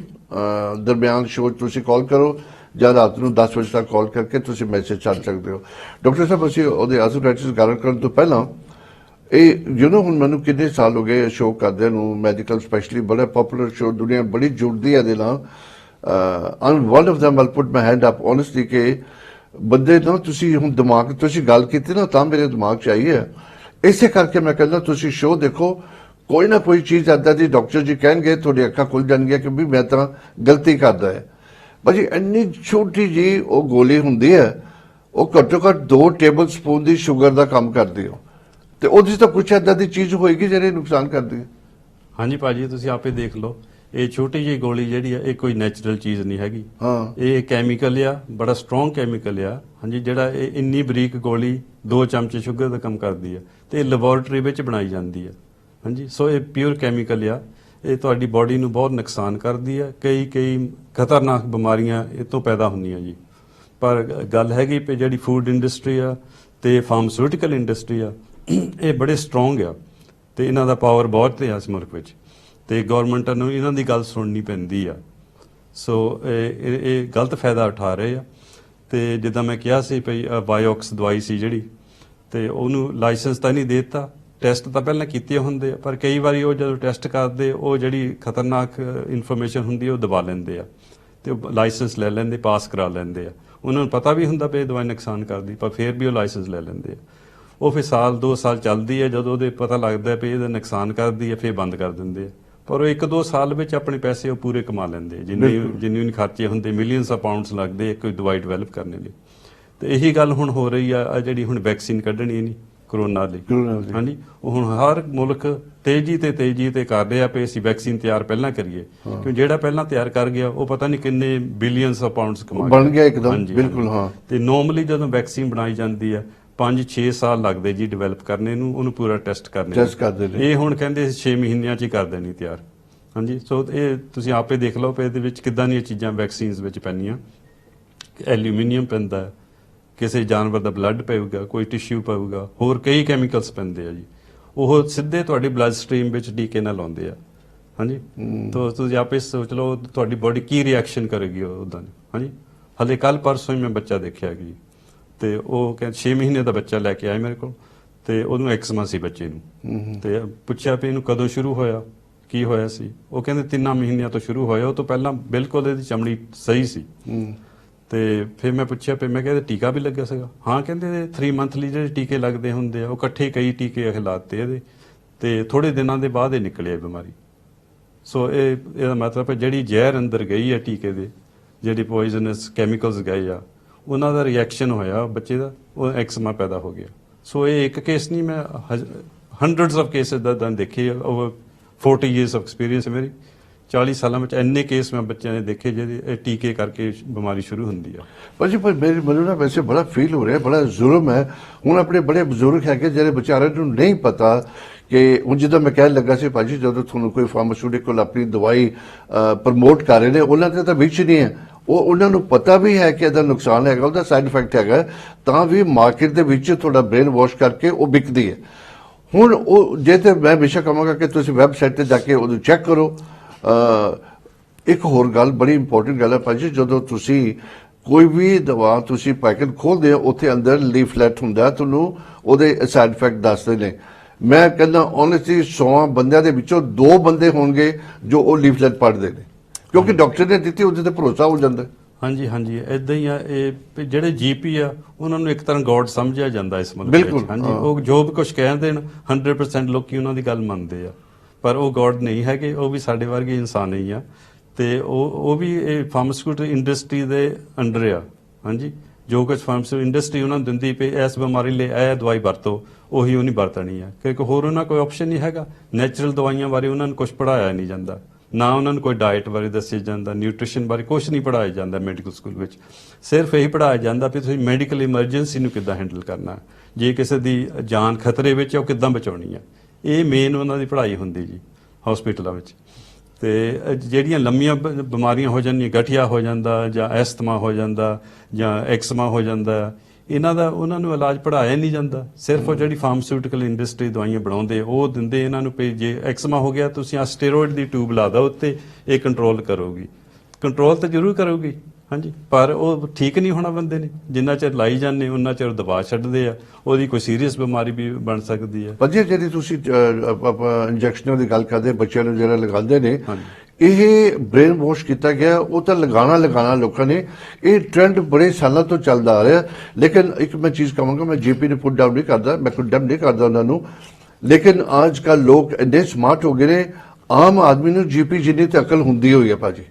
ਥੋੜਾ ਉਹਨਾਂ ਨੂੰ ਪਤਾ ਹੁੰਦਾ ਬਿਮਾਰੀ ਦਾ, ਕਿਉਂਕਿ ਥੋੜੇ ਬਹੁਤੀ ਗੱਲ ਸੁਣਦੇ ਨੇ। ਕਿ ਦਫਾ ਤੁਸੀਂ ਪ੍ਰੋਗਰਾਮ ਤੇ ਸਿੱਖ ਲੈਂਦੇ ਹੋ, ਅਕਾਲ ਚੈਨਲ ਸਪੈਸ਼ਲ ਦੇਖੋ, ਉਹਦੇ ਪ੍ਰੋਗਰਾਮ ਲੈ ਕੇ ਆਉਂਦੇ ਆ, ਤੁਹਾਨੂੰ ਫਾਇਦਾ ਨੁਕਸਾਨ ਦੱਸਦੇ ਹਰ ਚੀਜ਼ ਦਾ। ਤੇ ਜਿੱਦਾਂ ਆਰਗੈਨਿਕ ਖਾਣ ਦਾ ਤੁਹਾਡੀ ਸੇਫਟੀ ਹੈਗੀ ਹੈ, ਇਸੇ ਤਰ੍ਹਾਂ ਹੋਮੋਪੈਥੀ ਦੇ ਵੀ ਸੇਫਟੀ ਹੈਗੀ, ਕੋਈ ਸਾਈਡ ਇਫੈਕਟ ਨਹੀਂ ਹੈਗਾ। ਦੇਖਿਆ ਕਰੋ, ਕਰਨਾ ਨਹੀਂ ਕਰਨਾ ਤੁਹਾਡੀ ਮਰਜ਼ੀ ਹੈ। ਥੋੜਾ ਰਿਸਰਚ ਕਰਿਆ ਕਰੋ ਹਮੇਸ਼ਾ, ਆਪਣਾ ਦੇਖੋ ਕਿੱਦਾਂ ਹੋ ਸਕਦਾ ਹੈ। ਤੇ ਭਾਜੀ ਦੂਜੀ ਗੱਲ ਮੈਂ ਵਾਪਸ ਆਰਥਰਾਈਟਿਸ ਦੇ ਉੱਪਰ ਆਉਣਾ ਵਾਪਸ। ਹੁਣ ਇਹ ਜਦੋਂ ਤੁਹਾਡੇ ਹੱਥ ਪੈਰਾਂ ਜੋੜਾਂ 'ਚ ਸ਼ੁਰੂ ਹੁੰਦੇ ਹੈ ਤੇ ਹੱਡੀ ਇੱਕ ਬਾਹਰ ਕਿਉਂ ਵੱਧ ਜਾਂਦੀ ਹੈ, ਉਹ ਡਿਸਫਿਗਰ ਹੋ ਜਾਂਦੀ ਹੈ ਨਾ? ਹਾਂਜੀ ਹਾਂਜੀ, ਉਹ ਕਿੱਦਾਂ ਗਰੋ ਹੋ ਜਾਂਦੀ ਹੈ? ਹਾਂਜੀ ਹਾਂਜੀ, ਇਹ ਜ਼ਿਆਦਾ ਰੂਮੇਟੋਇਡ ਆਰਥਰਾਈਟਿਸ ਹੋ ਜਾਂਦਾ। ਇਹ ਜਿਹੜਾ ਰੂਮੇਟੋਇਡ ਆਰਥਰਾਈਟਿਸ, ਇਹਨੂੰ ਆਟੋ ਇਮਿਊਨ ਡਿਜ਼ੀਜ਼ ਕਹਿੰਦੇ ਆ। ਇਹਦਾ ਮਤਲਬ ਹੈਗਾ ਵੀ ਤੁਹਾਡਾ ਜਿਹੜਾ ਇਮਿਊਨ ਸਿਸਟਮ ਆ ਉਹ ਆਪਣੀ ਬਾਡੀ ਨੂੰ ਖੁਦ ਅਟੈਕ ਕਰ ਰਿਹਾ, ਜਿੱਦਾਂ ਵੀ ਉਹ ਕੋਈ ਫੋਰਨ ਚੀਜ਼ ਹੁੰਦੀ, ਜਿੱਦਾਂ ਕੋਈ ਜਰਮ ਬੈਕਟੀਰੀਆ ਅੰਦਰ ਚਲੇ ਜਾਂਦਾ ਇਨਫੈਕਸ਼ਨ, ਉਹਨੂੰ ਤੁਹਾਡਾ immune system white blood cell ਛੱਡ ਕੇ ਉਹਨੂੰ ਅਟੈਕ ਕਰਦਾ ਆ। ਇਸੇ ਤਰ੍ਹਾਂ ਉਹ ਕੋਈ ਤੁਹਾਡੇ ਇਦਾਂ ਗਲਤ ਸਿਸਟਮ ਹੋ ਜਾਂਦਾ ਸਰੀਰ ਵਿੱਚ, ਬਾਡੀ ਆਪਣੇ ਆਪ ਨੂੰ ਅਟੈਕ ਕਰਨ ਲੱਗ ਪੈਂਦੀ ਹੈ। ਭਾਜੀ ਬਹੁਤ ਇੰਟਰਸਟਿੰਗ, ਆਪਾਂ ਗੱਲ ਕਰਦੇ ਹਾਂ, ਆਪਾਂ ਕਾਲ ਲੈ ਲਈਏ। ਹੈਲੋ ਜੀ, ਸਤਿ ਸ਼੍ਰੀ ਅਕਾਲ। ਸਤਿ ਸ੍ਰੀ ਅਕਾਲ ਜੀ। ਆਪਾਂ ਕੌਣ ਬੋਲਦੇ ਹੋ, ਕਿੱਥੋਂ ਬੋਲ ਰਹੇ ਹੋ ਜੀ? ਮੈਂ ਵੁਲਵਰਹੈਂਪਟਨ ਤੋਂ ਬੋਲਦਾ ਹਾਂ ਤੇ ਮੇਰਾ ਨਾਮ ਹਰਵਿੰਦਰਪਾਲ ਸਿੰਘ ਹੈ। ਹਰਵਿੰਦਰਪਾਲ ਸਿੰਘ ਜੀ, ਤੁਹਾਡਾ ਸਵਾਗਤ ਕਰਦੇ ਹਾਂ। ਡਾਕਟਰ ਸਾਹਿਬ ਸੁਣ ਰਹੇ, ਕੀ ਪੁੱਛਣਾ ਚਾਹੁੰਦੇ ਹੋ? ਹਾਂਜੀ, ਉਹ ਵੀ ਇਹੋ ਜਿੱਦਾਂ 11 ਸਾਲਾਂ ਦਾ ਆ, ਪਰ ਉਹਦੀ ਜਿੱਦਾਂ 3 ਸਾਲਾਂ ਦੇ ਨਿਆਣੇ ਦੀ ਜਿੱਦਾਂ ਏਜ ਹੁੰਦੀ ਹੈ ਉੱਥੇ ਤੱਕ ਪਹੁੰਚਿਆ, ਉਹਦੇ ਕੋਲ ਔਟਿਜ਼ਮ ਆ। ਤੇ ਉਹ ਸਪੈਸ਼ਲ ਨੀਡਸ ਜਿੱਦਾਂ ਸਕੂਲ ਜਾਂਦਾ ਆ। ਹਾਂਜੀ, ਤੇ ਮੈਂ ਜਿੱਦਾਂ ਉਹਦੇ ਬਾਰੇ ਪੁੱਛਣਾ ਸੀ ਕਿ ਅਸੀਂ ਉਹਨੂੰ ਕੀ ਦੇ ਸਕਦੇ ਹਾਂ ਜਿਹਦੇ ਨਾਲ ਉਹ ਜਿੱਦਾਂ ਠੀਕ ਹੋ ਸਕਦਾ, ਕਿਉਂਕਿ ਕਈ ਸਪੈਸ਼ਲਿਸਟ ਉਹਨੂੰ ਦੇਖਦੇ ਆ ਤੇ ਉਹਦੇ ਬਾਰੇ ਉਹਨਾਂ ਨੇ ਇਹ ਕਿਹਾ, ਕਹਿੰਦੇ ਕਿ ਜਿੱਦਾਂ ਜੋ ਵੀ ਹੈਗਾ ਹੈ ਇਹ ਜਿੱਦਾਂ ਜੈਨੇਟਿਕ ਨਹੀਂ ਹੈਗਾ, ਤਾਂ ਅਸੀਂ ਇਹ ਨਹੀਂ ਕਹਿ ਸਕਦੇ ਕਿ ਮਾਂ ਵਾਲੇ ਆ ਜਾਂ ਪੇ ਵਾਲੇ ਆ, ਜੈਨੇਟਿਕ ਏਦਾਂ ਹੋਇਆ ਇਹਨੂੰ। ਇਹ ਕਹਿੰਦੇ ਅਸੀਂ ਇਹ ਵੀ ਨਹੀਂ ਕਹਿ ਸਕਦੇ ਕਿ ਭਾਵੇਂ ਮਹੀਨੇ 'ਚ ਠੀਕ ਹੋ ਜਾਵੇ, ਭਾਵੇਂ ਕਈ ਸਾਲ ਲੱਗ ਜਾਣ, ਹਾਂਜੀ ਪਰ ਇਹ ਜਿੱਦਾਂ ਇਸ ਵੇਲੇ ਜਿੱਦਾਂ ਇਹਦੇ ਕੋਲ ਜਿੱਦਾਂ ਗਲੋਬਲ ਡਿਵੈਲਪਮੈਂਟਲ ਡਿਲੇ ਆ ਹਾਂਜੀ ਤੇ ਤੁਹਾਨੂੰ ਇਹਦਾ ਕਾਫੀ ਜਿੱਦਾਂ ਫਿਕਰ ਰਹਿੰਦਾ ਆ। ਇਹ ਆ ਕਿ ਜਿੱਦਾਂ ਇਹ ਜਿੱਦਾਂ ਖਿੱਚਦਾ ਬਹੁਤ ਯੂ نو ਹਾਂਜੀ। ਟੈਂਟਰਮ ਹੂੰ ਤੇ ਇਹ ਜਿੱਦਾਂ ਇਹਦੀ ਜਿੱਦਾਂ ਗੱਲਾਂ ਵੀ ਜਿੱਦਾਂ ਪੂਰਾ ਜਿੱਦਾਂ ਨਿਆਣਾ 11 ਸਾਲਾਂ ਦਾ ਜਿੱਦਾਂ ਹੁੰਦਾ ਏਦਾਂ ਨਹੀਂ ਕਰਦਾ। ਇਹ ਹਾਂਜੀ। ਜਿੱਦਾਂ ਕਾਫੀ ਡਿਲੇਡ ਆ। ਹਾਂਜੀ ਭਾਜੀ। ਸੋ ਇਹਦੇ ਬਾਰੇ ਆਪਾਂ ਕਹਿ ਸਕਦੇ ਹਾਂ ਵੀ ਔਟਿਜ਼ਮ ਜਿਹੜਾ ਆ, ਇਹ ਬ੍ਰੇਨ ਡਿਵੈਲਪਮੈਂਟ ਨੂੰ ਇਹ ਰੋਕ ਦਿੰਦਾ ਉੱਥੇ ਦੀ ਉੱਥੇ, ਤੇ ਉਮਰ ਬੱਚੇ ਦੀ ਕਾਫੀ ਹੋ ਜਾਂਦੀ, ਪਰ ਉਹ ਲੱਗਦਾ ਇਦਾਂ ਹੀ ਜਿੱਦਾਂ ਵੀ ਥੋੜੀ ਉਮਰ ਦਾ ਹੀ ਹੁੰਦਾ। ਬ੍ਰੇਨ ਨਹੀਂ ਡਿਵੈਲਪ ਹੁੰਦਾ। ਹਾਂਜੀ ਹਾਂਜੀ। ਤੇ ਇਹਦਾ ਇਹ ਵਨ ਆਫ ਦਾ ਰੀਜ਼ਨਸ ਮੇਰੇ ਐਕਸਪੀਰੀਅੰਸ ਵਿੱਚ ਹੈਗਾ, 40 ਸਾਲ ਦੇ ਮੇਰੇ ਐਕਸਪੀਰੀਅੰਸ ਆ ਵੀ ਔਟਿਜ਼ਮ ਹੁੰਦਾ ਇਹ ਟੀਕਿਆਂ ਕਰਕੇ ਹੁੰਦਾ ਜੀ, ਵੈਕਸੀਨੇਸ਼ਨ ਜਿਹੜੇ ਲੱਗਦੇ ਆ। ਤੇ ਇਹ ਇੱਕ ਡਾਕਟਰ ਵੀ ਸੀ, ਡਾਕਟਰ ਵੇਕਫੀਲਡ, ਇਹ 20 ਸਾਲ ਪਹਿਲਾਂ ਦੀ ਗੱਲ ਆ, ਉਹਨੇ ਰਿਸਰਚ ਵੀ ਕੀਤੀ ਸੀ, ਉਹਨੇ ਦੱਸਿਆ ਸੀ ਵੀ ਦੇਖੋ ਆਹ ਟੀਕਾ ਦਿੱਤਾ ਸੀ ਮੀਜ਼ਲਸ ਦਾ, ਤੇ ਉਹ ਬੱਚੇ ਨੂੰ ਕ੍ਰੋਨਸ ਡਿਜ਼ੀਜ਼ ਹੋ ਗਈ ਅੰਦਰਾਂ ਦੀ, ਤੇ ਉਹਦੇ ਬਾਇਓਪਸੀ ਲੈ ਕੇ ਉਹੀ ਮੀਜ਼ਲਸ ਦਾ ਸਪੀਸ਼ੀਜ਼ ਕੱਢਿਆ ਜਿਹੜਾ ਵੈਕਸੀਨ ਵਿੱਚ ਸੀਗਾ, ਉਹਨੂੰ ਸ਼ੋਅ ਕਰ ਦਿੱਤਾ ਉਹੀ। ਪਰ ਉਹਨੂੰ ਇੰਨਾ ਬਦਨਾਮ ਕੀਤਾ ਲੋਕਾਂ ਨੇ, ਹਨਾ, ਮੈਡੀਕਲ ਪ੍ਰੋਫੈਸ਼ਨ ਨੇ, ਉਹਨੂੰ ਇੱਥੋਂ ਛੱਡਣਾ ਪਿਆ ਜੀ, ਅਮਰੀਕਾ ਚਲੇ ਗਿਆ ਉਹ। ਸੋ ਇਹ ਇਦਾਂ ਦੀਆਂ ਗੱਲਾਂ ਮੰਨਦੇ ਨਹੀਂ ਹੈਗੇ, ਪਰ ਹੈਗੀਆਂ ਇਦਾਂ ਦੀਆਂ ਗੱਲਾਂ। ਇਹਦਾ ਕੀ ਹੁਣ ਸਰ? ਹਾਂਜੀ ਭਾਜੀ ਤੁਸੀਂ ਏਦਾਂ ਕਰੋ ਕਿ ਤੁਸੀਂ ਸਵਾਲ ਪੁੱਛ ਲਿੱਤਾ, ਹੁਣ ਡਾਕਟਰ ਸਾਹਿਬ ਐਕਸਪਲੇਨ ਕਰਨਗੇ, ਤੁਸੀਂ ਫੋਨ ਰੱਖ ਕੇ ਨਾ ਟੀਵੀ ਤੇ ਦੇਖੋ ਥੋੜਾ ਬਹੁਤਾ, ਤੇ ਜਿੰਨਾ ਕੁ ਸਮਝਾ ਸਕਣਗੇ ਔਨ 에ਅਰ, ਖੁੱਲਾ ਨਹੀਂ ਸਮਝਾਇਆ ਜਾਂਦਾ, ਬਾਅਦ ਦੇ ਵਿੱਚ ਤੁਹਾਨੂੰ 1 to 1 ਗੱਲ ਹੋ ਸਕਦੀ, ਤੁਹਾਡਾ ਨੰਬਰ ਡਾਕਟਰ ਨੂੰ ਦਿੱਤਾ ਜਾਏਗਾ। ਥੈਂਕ ਯੂ ਤੁਹਾਡੇ ਕਾਲ ਕਰਨ ਦਾ, ਥੈਂਕ ਯੂ ਜੀ। ਜੀ ਡਾਕਟਰ ਸਾਹਿਬ, ਇਹਦਾ ਕੀ ਹੁਣ ਇਹਦਾ? ਹਾਂਜੀ ਹਾਂਜੀ। ਸੋ ਕੀ ਹੋ ਸਕਦਾ ਇਹਦਾ? ਇਦਾਂ ਵੀ ਹੋਮਿਓਪੈਥਿਕ ਦਵਾਈ ਇਹਦੇ ਕਾਫੀ ਹੈਲਪ ਕਰ ਸਕਦੀ ਆ, ਪਰ ਹੋ ਸਕਦਾ ਵੀ 100% ਇਹ ਕਿਉਰ ਨਾ ਹੋਵੇ, ਕਿਉਂਕਿ ਉਹ ਕਈ ਵਾਰੀ ਬ੍ਰੇਨ ਦੇ ਸੈੱਲ ਜਿਹੜੇ ਡੈਮੇਜ ਹੋ ਜਾਂਦੇ ਆ, ਫਿਰ ਉਹ ਰੀਜਨਰੇਟ ਨਹੀਂ ਹੁੰਦੇ ਹੈਗੇ। ਭਾਜੀ ਮੈਂ ਇਹ ਗੱਲ ਕਹਿਣ ਲੱਗਾ ਸੀ, ਤੁਹਾਡੇ ਮੈਂ ਨਾਲ ਦੀ ਨਾਲ ਸਵਾਲ ਪੁੱਛਦਾ, ਕਿਉਂਕਿ ਮੇਰਾ ਜਦੋਂ ਆਪਣੇ ਭਾਈ ਸਾਹਿਬ ਨੇ ਪੁੱਛਿਆ, ਉਹ ਕਹਿੰਦੇ 11 ਸਾਲ ਦੀ ਉਮਰ ਹੋ ਗਈ, ਇਹ ਹੁਣ ਡਿਲੇ ਵੀ ਤਾਂ ਖਰਾਬ ਨੁਕਸਾਨ ਕਰ ਗਿਆ ਨਾ? ਹਾਂਜੀ ਹਾਂਜੀ। ਉਹ ਡਿਲੇਡ ਹੋ ਗਈ ਉਹਦੀ ਡਿਵੈਲਪਮੈਂਟ, ਬ੍ਰੇਨ ਦੀ ਡਿਵੈਲਪਮੈਂਟ ਹੀ ਉਹ ਡਿਲੇ ਹੋ ਗਈ। ਤੇ ਕਈ ਬੱਚੇ ਆ ਉਹ ਤੁਰਨਾ ਨਹੀਂ ਸਿੱਖਦੇ ਹੈਗੇ, ਹਾਂ, ਕਿਉਂਕਿ ਉਹਨਾਂ ਦੇ ਬ੍ਰੇਨ ਵਿੱਚ ਫਰਕ ਪੈ ਜਾਂਦਾ ਹੈ। ਕਈ ਬੋਲਣਾ ਨਹੀਂ ਸਿੱਖਦੇ ਹਾਲੇ ਜਿੰਨੇ ਟਾਈਮ ਤੇ ਉਹਨਾਂ ਬੋਲਣਾ ਚਾਹੀਦਾ ਹੈ। ਸੋ ਇਹ ਡਿਲੇਡ ਮਾਈਲਸਟੋਨਸ ਇਹਨਾਂ ਨੂੰ ਕਹਿੰਦੇ ਆ, ਤੇ ਸਭ ਕੁਝ ਪਿੱਛੇ ਪੈ ਜਾਂਦਾ ਹੈ। ਤੇ ਇਹਦਾ ਫਿਰ ਹੋਮਿਓਪੈਥਿਕ ਦਵਾਈ ਕੁਝ ਹੈਲਪ ਕਰ ਸਕਦੀ ਹੈ, ਕੁਝ ਡਾਈਟ ਇਹਦੀ ਹੈਲਪ ਕਰੇਗੀ। ਇਹ ਜ਼ਰੂਰ ਹੋਊਗੀ ਕੋਈ ਆਈਟਮ ਡਾਈਟ ਵਿੱਚ ਜਿਹੜੀ ਇਹਨੂੰ ਇਫੈਕਟ ਕਰਦੀ, ਉਹਨੂੰ ਖਿਜ ਤਾਂ ਹੀ ਆਉਂਦੀ ਹੈ। ਹਾਂ, ਉਹ ਪੂਰੀ ਤਰ੍ਹਾਂ ਹਜਮ ਨਹੀਂ ਕਰ ਸਕਦਾ, ਹਨਾ। ਉਹ ਫਿਰ ਕੀ ਹੁੰਦਾ, ਜਿਹੜੇ ਲਾਰਜ ਫੂਡ ਪਾਰਟੀਕਲਸ ਜਿਹੜੇ ਨਹੀਂ ਹਜਮ ਹੁੰਦੇ, ਉਹ ਬਲੱਡ ਸਟ੍ਰੀਮ ਚੱਲ ਜਾਂਦੇ ਭਾਜੀ, ਬਲੱਡ ਸਟ੍ਰੀਮ ਚੱਲ ਜਾਂਦੇ ਆ, ਤੇ ਉਹ ਫਿਰ ਖੁਰਾਕ ਨਹੀਂ ਸਮਝਦਾ, ਉਹ ਇਮਿਊਨ ਸਿਸਟਮ ਉਹਨਾਂ ਨੂੰ ਫੋਰਨ ਬੋਡੀ ਸਮਝਦਾ ਹੈ, ਤੇ ਉਹਨਾਂ ਨੂੰ ਅਟੈਕ ਕਰਨਾ ਸ਼ੁਰੂ ਕਰ ਦਿੰਦਾ। ਜਦੋਂ ਅਟੈਕ ਕਰਦਾ ਉਹ ਫੋਰਨ ਪਾਰਟੀਕਲਸ, ਤੇ ਉਹ ਫਿਰ ਇਨਫਲੇਮੇਸ਼ਨ ਹੋ ਜਾਂਦੀ ਕਿਤੇ ਨਾ ਕਿਤੇ ਬੋਡੀ 'ਚ, ਉਹ ਬ੍ਰੇਨ ਵਿੱਚ ਵੀ ਇਨਫਲੇਮੇਸ਼ਨ ਹੋ ਸਕਦੀ, ਕਿਸੇ ਵੀ ਅੰਗ ਵਿੱਚ ਹੋ ਸਕਦੀ ਆ। ਤੇ ਜੇ ਹੁਣ ਤੁਹਾਡੀ ਆਂਦਰਾਂ ਵਿੱਚ ਇਨਫਲੇਮੇਸ਼ਨ ਹੋ ਜਾਵੇ, ਉਹ ਸਮਝ ਕੇ ਹੋਰ ਫਿਰ ਤੁਹਾਡੀ ਖੁਰਾਕ ਜਿਹੜੀ ਹਜਮ ਨਹੀਂ ਪੂਰੀ ਹੁੰਦੀ। ਪਰ ਡਾਕਟਰ ਰਾਜ, ਮੈਂ ਬੜਾ ਜ਼ਰੂਰ ਫਿਰ ਉਹ ਲਫ਼ਜ਼ ਯੂਜ਼ ਕਰਦਾ, ਹੁਣ ਜਦੋਂ ਬੱਚਾ ਛੋਟਾ 3 ਮਹੀਨਿਆਂ ਦਾ ਹੈਗਾ, ਦੇਰ ਇਜ਼ ਨੋ ਵੇ ਤੁਸੀਂ ਇਹਨੂੰ ਅਸੈਸ ਕਰ ਸਕੋ ਕਿ ਉਹ ਡਿਵੈਲਪ ਹੋ ਰਿਹਾ ਪ੍ਰੋਪਰ ਬ੍ਰੇਨ ਵਾਈਜ਼, ਸੋਚ ਵਾਈਜ਼, ਗੱਲ ਵਾਈਜ਼। ਉਹਨੂੰ 2-4 ਸਾਲ ਤਾਂ ਲੱਗ ਜਾਂਦੇ ਨੇ, ਤੇ ਉਹ ਵੀ ਤਾਂ ਡਿਲੇ ਕਰਕੇ ਬੜਾ ਨੁਕਸਾਨ ਪਹੁੰਚ ਜਾਂਦਾ ਉਹਦੇ ਨਾਲ। ਇਹਦਾ अर्ਲੀ ਕਿਸ ਤਰ੍ਹਾਂ ਪਤਾ ਲੱਗ ਸਕਦਾ? How can you find that? Early ਇਸ ਤਰ੍ਹਾਂ ਭਾਜੀ, ਜੇ ਤਾਂ ਮਾਂ ਪਿਓ ਥੋੜੇ ਖਿਆਲ ਰੱਖਦੇ ਹਨ ਨਾ, ਐਕਚੁਅਲੀ ਮਾਂ ਨੂੰ ਪਤਾ ਲੱਗ ਜਾਂਦਾ ਪਤਾ ਉਹਨੂੰ, ਮਾਂ ਨੂੰ ਵੀ ਇਹ ਕੁਝ ਰੋਂਗ ਆ, something wrong, she can't put a finger on it, ਪਰ ਉਹ ਕਹਿ ਸਕਦੀ ਆ, ਹਰੇਕ ਮਾਂ ਨੂੰ ਪਤਾ ਲੱਗ ਜਾਂਦਾ ਵੀ ਬੱਚਾ ਕੁਝ ਡਿਫਰੈਂਟ ਆ, ਕੁਝ ਇਹ ਸਹੀ ਨਹੀਂ ਹੈਗਾ ਹੁਣ, ਹਨਾ, ਕੋਈ ਨਾ ਕੋਈ ਪ੍ਰੋਬਲਮ ਹੈਗਾ ਜ਼ਰੂਰ। ਤੇ ਉਹ ਫਿਰ ਜਦੋਂ ਲਿਜਾਂਦੇ ਦਿਖਾਣ ਤੇ ਉਹ ਟੈਸਟ ਕਰਦੇ, ਉਹ ਕਹਿੰਦੇ ਇਹ ਤਾਂ ਕੁਝ ਨਹੀਂ ਹੈਗਾ, ਠੀਕ ਆ। ਪਰ ਹੌਲੀ ਹੌਲੀ ਜਦੋਂ ਵੱਧਦਾ ਰਹਿੰਦਾ ਪ੍ਰੋਬਲਮ, ਫਿਰ ਉਹ ਕਹਿੰਦੇ ਹਾਂ ਵੀ ਹੁਣ ਇਹ ਪ੍ਰੋਬਲਮ ਇਹ ਹੈਗਾ। ਪਰ ਭਾਜੀ ਬੜਾ ਫਿਰ ਉਹੀ ਗੱਲ ਹੋ ਗਈ, ਜਿੱਦਾਂ ਭਾਈ ਸਾਹਿਬ ਨੇ ਦੱਸਿਆ, ਉਹਨੂੰ ਸਪੈਸ਼ਲ ਨੀਡ ਸਕੂਲ 'ਚ ਪਾ ਦਿੱਤਾ, ਉਹ ਤਾਂ ਫਿਰ ਇਲਾਜ ਨਾ ਹੋਇਆ? ਇਲਾਜ ਨਹੀਂ ਹੈਗਾ ਉਹ ਤਾਂ ਐਦਾਂ ਵੀ ਕੋਪਿੰਗ ਮੈਕੈਨਿਜ਼ਮ ਹੀ ਆ ਉਹਦਾ, ਵੀ ਚਲੋ ਇਹ ਤਾਂ ਇਸ ਪ੍ਰੋਪਰ ਸਕੂਲ 'ਚ ਨਹੀਂ ਜਾ ਸਕਦਾ ਹੈਗਾ, ਇੱਧਰਲੇ ਸਕੂਲ 'ਚ ਪਾ ਦਿਓ ਇਹਨੂੰ। ਤੇ ਇਹਨਾਂ ਦੀ ਕੋਈ ਖਾਸ ਹੈਲਪ ਨਹੀਂ ਬੱਚਿਆਂ ਦੀ ਹੁੰਦੀ ਡਿਵੈਲਪ ਹੋਣ ਦੀ।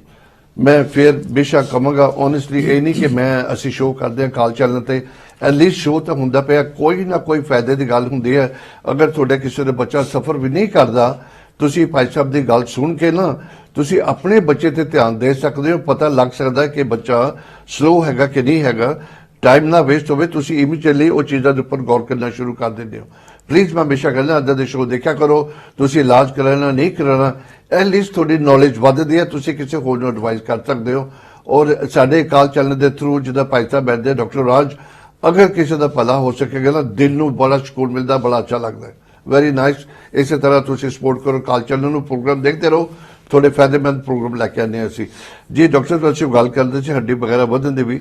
ਹਾਂਜੀ ਹਾਂਜੀ। ਸੋ ਇਹ ਹੱਡੀ ਕਈ ਵਾਰੀ ਵੱਧ ਜਾਂਦੀ ਇਦਾਂ ਦੀ ਬਿਮਾਰੀ ਵਿੱਚ, ਤੇ ਉਹ ਨੋਡਿਊਲਸ ਜਿਹੇ ਬਣ ਜਾਂਦੇ ਆ, ਬੋਨ ਸਪਰਸ, ਤੇ ਉਹਨਾਂ ਦਾ ਬਹੁਤ ਦਰਦ ਪੈਂਦਾ ਹੈ।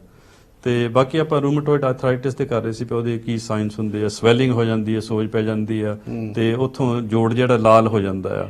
ਹਾਂਜੀ, ਲਾਲ ਹੋ ਜਾਂਦਾ, ਤੇ ਉਹ ਚੋਂ ਸੇਕ ਨਿਕਲਦਾ ਹੈ। ਤੇ ਕਈ ਲੋਕੀ ਕਹਿੰਦੇ ਮੇਰੇ ਗੋਡੇ ਚੋਂ ਸੇਕ ਨਿਕਲਦਾ ਆ। ਇਸੇ ਕਰਕੇ ਨਿਕਲਦਾ, ਕਰਕੇ ਉਹ ਜਿਹੜਾ ਰਿਐਕਸ਼ਨ ਹੋ ਰਿਹਾ ਆਟੋਇਮਿਊਨ ਡਿਜ਼ੀਜ਼ ਦਾ, ਹਨਾ, ਬੋਡੀ ਆਪਣੇ ਆਪ ਨੂੰ ਅਟੈਕ ਕਰ ਰਹੀ ਆ। ਤੇ ਤੁਸੀਂ ਕਹਿੰਦੇ ਸੀ ਵੀ ਕਿਉਂ ਉਹ ਜੋੜ ਏਦਾਂ ਹਿਲ ਜਾਂਦੇ ਆ, ਤੇ ਇਹਦੀ ਵਜ੍ਹਾ ਹੈਗੀ ਵੀ ਰੂਮੇਟੋਇਡ ਆਰਥਰਾਈਟਿਸ ਵਿੱਚ ਉਹ ਹੱਡੀ ਦਾ ਨਹੀਂ ਇੰਨਾ ਪ੍ਰੋਬਲਮ ਹੁੰਦਾ ਹੈਗਾ। ਉਹ ਹੁੰਦਾ ਜਿਹੜੇ ਟੈਂਡਨਸ, ਲਿਗਾਮੈਂਟਸ, ਸਾਈਨੋਵੀਅਲ ਮੈਂਬਰੇਨ, ਜਿਹੜੇ ਦੁਆਲੇ ਆ ਹੱਡੀਆਂ ਦੇ, ਹਨਾ, ਜਿੱਥੇ ਜੋੜ ਹੁੰਦਾ ਆ, ਜਿਹੜੇ ਉਹ ਜੋੜ ਨੂੰ ਐਕਚੁਅਲੀ ਇਨ ਪਲੇਸ ਰੱਖਦੇ ਆ, ਉਹਨਾਂ ਤੇ ਅਟੈਕ ਜਾਂਦਾ ਆ। ਤੇ ਉਹ ਜਦੋਂ ਡੈਮੇਜ ਹੋ ਜਾਂਦੇ, ਫਿਰ ਉਹ ਜੋੜ ਆਊਟ ਆਫ ਪਲੇਸ ਹੋ ਜਾਂਦੇ ਜੀ। ਸਮਝ ਗਏ ਨਾ? ਬਿਲਕੁਲ।